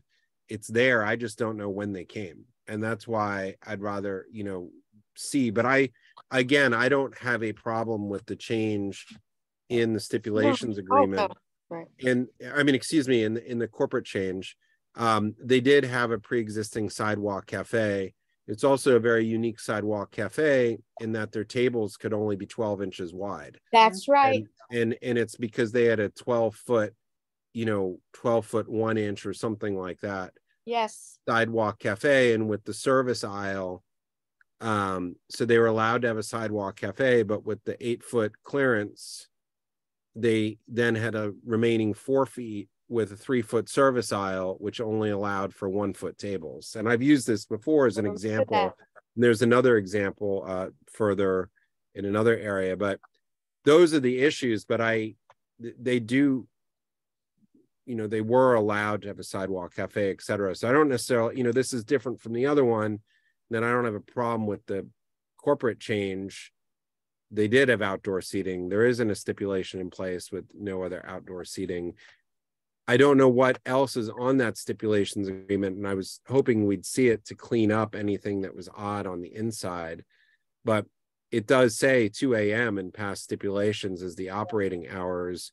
And Mr. Whalen did not acknowledge that his license does have conditions on it, because the sidewalk cafe was required to close earlier than what the city allowed for at that time. And I know that that was achieved through submission to the liquor authority of some sort of documents that didn't just magically appear. And whatever that change was, that's the stipulation agreement that is the guiding document here, and we just don't have it in front of us. But a corporate change would not change those stipulations, even though we don't have them in front of us, because they would still be bound by them. I'm talking a lot, but that's no. And the 12 inches now there was supposed to only be 2 people on the 12 inches, but now there's 4 people, 2 and 2, and they made the tables larger into the sidewalk. And that's because the temporary program eliminated the requirement for a service lane. Yep. And I take it back. I don't have an interior diagram, so I cannot tell whether the interior does go behind that roll down door, the storefront. So it's hard to tell, and that's a very strange situation. Yeah, and there are a few of those, and I think they've just sort of been abandoned because they were never legalized, but they were built. And as we've seen with the difficulties with the abandoned street sheds, it costs a lot to take stuff down. I mean, the amount of money the city's expended on taking those down. So in a private building, I don't know if this was just sort of people walked away from it, but obviously that's an improper structure on the sidewalk. Right. That's never been resolved. And I don't think it's Mr. Whalen's responsibility. That's the landlord's responsibility. No, he does in fact operate the storefront, I believe, all the way to the residential entrance. So he's actually in the storefront. There's just something that's not his in front of it. Right. And it's not supposed to be there. And the interior, so the other thing, and Donna, you correct me if I'm wrong. I mean, the complication here is that the attorney told the applicant, because it's a corporate change, not to submit a questionnaire. Right. Right. So there's an attorney out there that doesn't think that we're entitled. So in this place, maybe last time it was reviewed, maybe it was 2010. So I'm not really sure if we have anything going back in it. So it's very unfortunate that there's no questionnaire filled out, and that caused the confusion. Okay, so to me, it's a deny unless corporate change. Is everybody? I agree. Yeah. Yes. Yes. Okay. The next one is the Aime Dore Soho 214 Mulberry. So the hours are 11 p.m. weekdays, 12 a.m. closing Friday and Saturday, but 1 a.m. closing about 15 times a year. Right. Yeah. For events. But those were invite-only events with guest lists, correct? Right, that are specifically supporting their own brand. Right. And to promote their own brand. Right. And they have 36 seats. Occupancy of 50. That's what they say. Donna, the only thing I felt with this, where you have a sort of age of residence in the neighborhood dilemma is, the two young women who we'd seen before, who live in the building, who absolutely love everything about it, including the music and in the neighborhood. And they even open their windows to hear the music from Ruby's across the street. Then you have older people who live in the neighborhood who complain about what they like, the other women like, and also point out walking down the sidewalk is difficult to navigate. So, what gives the neighborhood quality of life and meaning and vibrancy to one group is different than the other. And that's a hard balance, because in other instances, we say we're listening to the community. We know that people don't want this and we want to be supportive of them. In this area now, because there has been so much change, it's not as simple. No. And it's simple if the sidewalk is obstructed, and it's simple, obviously, if they have outdoor speakers, but there's other things like what this particular business has brought to the area. People say it revitalized it. It's a model. It's not really a restaurant. They give, they give back to the community. I live in Soho, not one store gives back. We don't have a good word about anybody, but here's something that's different. And I'm not advising something just yet, but I just wanted to say it was one of those unusual situations where you would hear different things. Mm-hmm. Dr. Smith? That's why you have to be very careful when you say that you want to. Everything should be a case-by-case basis. Yeah, you want to be to some degree, I guess, consistent, but also it's a case-by-case basis. So we have to be very careful about trying to make sure that we're consistent, because the way it goes, that's going to be pretty difficult to do. It should be case-by-case. I wasn't really saying be consistent. I think the only thing that there's a lot of— No, when you were talking earlier, when Bob was talking about— I think that outdoor sheds is something that what we were talking about on that one street is that it's hard to say yes to one shed, no to another. There was a uniform issue. I'm actually agreeing with you, Cheryl. I'm saying this is different. This is very unique, where you are hearing people on the same street liking something and disliking something that a particular business brings to the neighborhood. And I think this area has seen more change in the residents than maybe Thompson and Sullivan. This is getting to be, we're closer to a nightlife area. And that's why people love it too. That's why they're moving there. That's why she didn't want to leave the building. So I wanted to, I was hearing both sides. Mm-hmm. Yeah, I think the two sides are, you have an egregious rule breaker from prior to COVID. They had outdoor tables and chairs. It's just this evolution of, from a owner that owns another licensed premise. So is very well aware of all of the rules. And that, I think, was one of the issues for me, is that even putting stipulations in place, Bob Gormley went over and spoke to the manager and they just blew him off and said, hey guys, you can't do this. They didn't care, and that's, obviously here we see people who've been hired by the principal who do care, just presumably, but just let's not forget there's a history of just operating here with problems. And this block is, you can have a lot of arguments about what revitalizing, not revitalizing, etc. I think there's a lot of disagreement.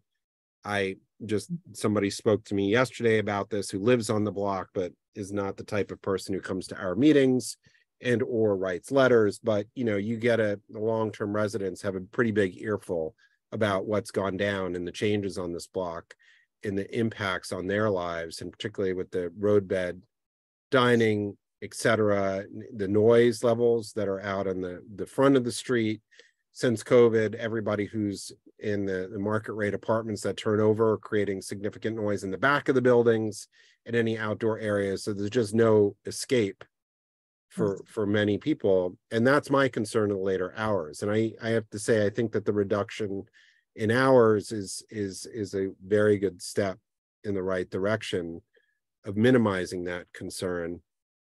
And I just, I think that the stipulations as far as the outdoors, the no speakers, that type of thing, trying to create a buzz is exactly what the problem was, right? And that's what, we see over and over again, is trying to outdo the neighbors, the this, the that, and just, the cacophony is more. And while individual people may not have a problem with it, that's fine. The overall tenor of this street has changed dramatically. And here we have another place that's coming in after the advent of all of the existing roadbed situation. We have to take that into account as we're looking at this. And I do have some concerns. I'm willing to accept some of the things that have been put forward. I'm not so happy with the midnight on the weekends, but I think there's a good concession. I think it's clear, since everybody's out, that that's helpful. The building itself doesn't have issues, it seems, the interior. So I think that alleviates some of those concerns. And I just think that the events, limiting them to 12 a year, I guess 15 is, what they're looking for. But those are my concern, are those events, not if they're quiet events, but if they become we're getting attention events, right? But that's where having a guest list that's prearranged, that's not just people walking in, that's what prevents that. And clearly no DJs, no but it's background music all the time. It doesn't matter. And there's no ancillary speakers brought in for those events, etc. Right. And I don't know if we discussed the doors and windows, did we? But those obviously should be, They said there were no operable. Isn't that what if that's the case, it's hard to tell because there's so much noise and people outside. And they're redoing the space. So, but they said there was no operable doors and windows, so it'll just be closed at all times. I think that the way you write those events is important. I think you can look back at the transcript. It's pretty, with the invitation only, et cetera. Yeah. Invitation only, just their people, private for them. Yep. So are we? And it's to their brand only, right? Exactly. Right.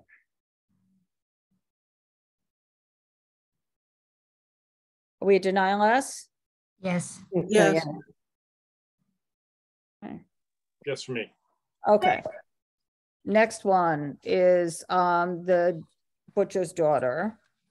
So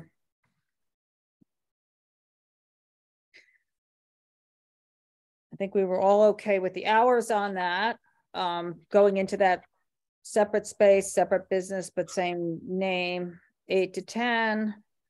Sunday through Thursday, 8 to 11, Friday and Saturday. I think just have the plans. They're going to remove the speakers that they have out there. They're going to remove the road bed that they have out there. Yes.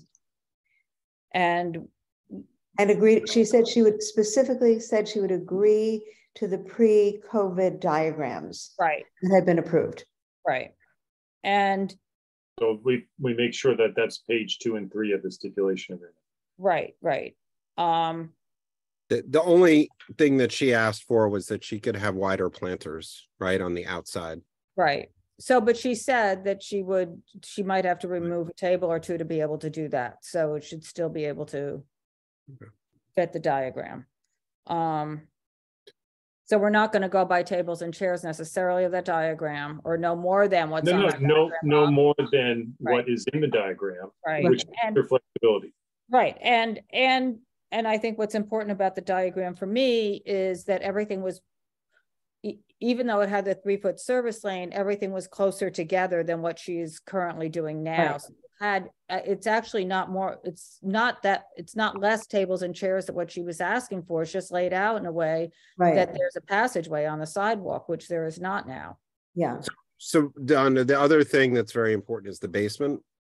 You know, the basement not be used no for patrons. I don't know if Dr. Smith remembers this, but this location is sort of resulted in a major changes to this committee back in 2007, because this and you know is very controversial, and is, I think, when Dr. Smith and I were both appointed to this committee, and the main concern from the community is that this location would be operated as one space. The building had been purchased and the ground floor was renovated, the basement was added, there's some strange weird space in the back, and the concern was that this would all be operated as one space. And there was an application that was before us at that time for that. And so now we basically have a realization of the community's concerns of that. However, the difference is that the basement has been eliminated for patron access, and it's still separated into two different places. But these are all the concerns that have been raised, and that's why these stipulations are very important. And also, you know, it can't be overstated, the Kenmare Street and Delancey Street, the pedestrian issues, and really allowing for space in Kenmare Street. It's also, long time ago, this was a street that brought a lot of issues with the pre-existing sidewalk cafe rules, with a lot of the obstructions on the side of the road to make sure that there was enough space for people to walk through. And you know, we had I think more than one walkthrough with former council member Chin's staff on sort of addressing the issues on Kenmare Street. And and just by way of history, you know, Kenmare Street and all the avenues are where all the restaurants and loud businesses should be, but these were all commercial.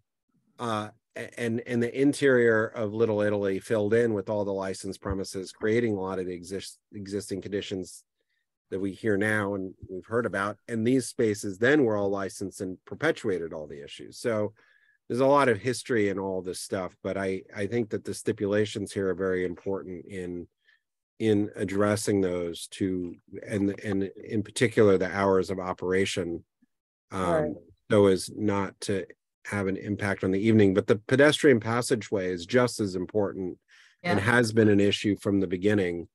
And that's why you see so many Vision Zero improvements or attempts to address things along Delancey Street coming off the Williamsburg Bridge, which leads into this, but there's no extra roadbed room here to do any more improvements because the street's too narrow. Great job. Great memory, Carter. And the lesson learned is we should have the old sidewalk cafe plans. Right. When we do these meetings, because we are now the de facto sidewalk cafe committee as well, because that's just the way things have scrambled. Yeah. So having those plans, it seems to me to be critical, because it gives them what they want, it gives the pedestrians what they need. It just makes things so much more coherent. Yeah. And I appreciate Miss Tierney's you know, willingness to agree to these things. That we haven't always had an easy time with all the different locations and obviously some of the ongoing issues, but it seems like those steps are being taken to address those problems. Yeah. Okay. So deny unless, everybody? Yes. And I guess also they're not joining the two spaces, so that's the other thing to put in there. And that should be noted in the stipulations as well. That they're two separate businesses, separate spaces. And they're taking away the shed. And they're taking away the shed. And just by that turn is one of the turns that we heard about a lot from the fire department. Okay. Donna, I have a note about accordion windows. They Did- have, part of it has accordion windows on the new space. And she wanted to keep those open, but the speakers will not be facing outward, and she'll close them at 10 o'clock. Okay, good. All right, put that in my note. Thank you. Yep. Okay, so the next one is Yad Ham Show at 133 Mulberry. And that's for an on-premise restaurant. 11 to 11, Sunday to Wednesday, 11 to 12, Thursday to Saturday. Background music, close the doors at 9. No outdoor seating, he said. No outdoor seating. They'll come back if they want outdoor seating. They're supposed to send us the letter of no objection because I did not see it. Is that are we denying us with that? Yes. Yes. Yes. Okay. Yes. And then the last one is the TQTO. TQTO. 99 MacDougal, restaurant wine this time. Hours, let's see. 9 o'clock on Sunday, closed on Monday, 1 to 11, Tuesday, Wednesday, and then Thursday to Saturday is open from 1 p.m. to 2, but he's going to stop the service of alcohol on Thursday at 11 and on Friday and Saturday at midnight. Is that what he? Yep, I think that's what he said. He wanted 1 a.m. on Friday and Saturday. I have midnight. Yeah, no, he I'm sorry, guys. Which one are you on it? I apologize. TQTO, the 99 MacDougal, the very last one. No, I mean, you know, he's the. It was 1 p.m. or 1 a.m. for the service of alcohol. That was the compromise. Right. He's open 2 a.m. He's open till 2 a.m., but I was offering 12 a.m. and I was offering 12 a.m. Thursday, Friday, Saturday, and he was offering 11 p.m. Thursday and 1 a.m. Friday and Saturday. And then the other thing was that he is going to show us pictures before he goes to the SLA of that bathroom constructed. I mean, technically, he could get a temporary license. Yeah, Donna, before he files, I mean, that's the step. Right, before he files. The show, because the step, the temp license, as Bob points out, is a very quick turnaround. And he himself needs to show it to us, not the attorney representing that he has done that. We need to see the photographs and it's not some temporary hallway. It needs to be a properly. And just so everybody knows, that's because this space has less seats than the city requires for a patron bathroom, but all licensed premises are required to have a patron bathroom. So it falls into a gray area with the city's regulations and with all these railroad spaces were never contemplated to be licensed premises. And so the bathrooms in the rear of the premise, when they're so narrow, the proper walkways take up too much space. And I don't know how they're going to install an ADA accessible bathroom or make it accessible, because it takes up, the width of the hallway. Right. No, there's not going to be. There's stairs to walk up to this place. Right. I mean, no, but even if there's stairs to walk that. up, anything that's newly constructed is still required to be ADA accessible in the interior, even if you need stairs up. So I don't know how any new construction is going to take up a significant amount of the width of the premises.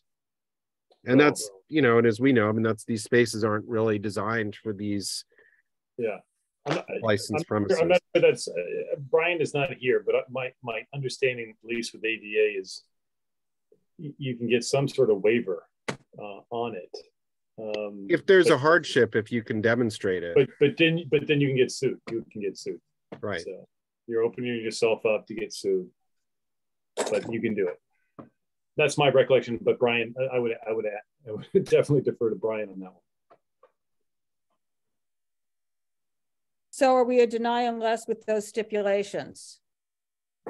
Yes, provided that the bathroom part is really right. Got to figure out how to write that. Yeah, the bathroom. And just as a reminder, I mean, I think that we're being very generous in this space because this is the third licensed premise in the building.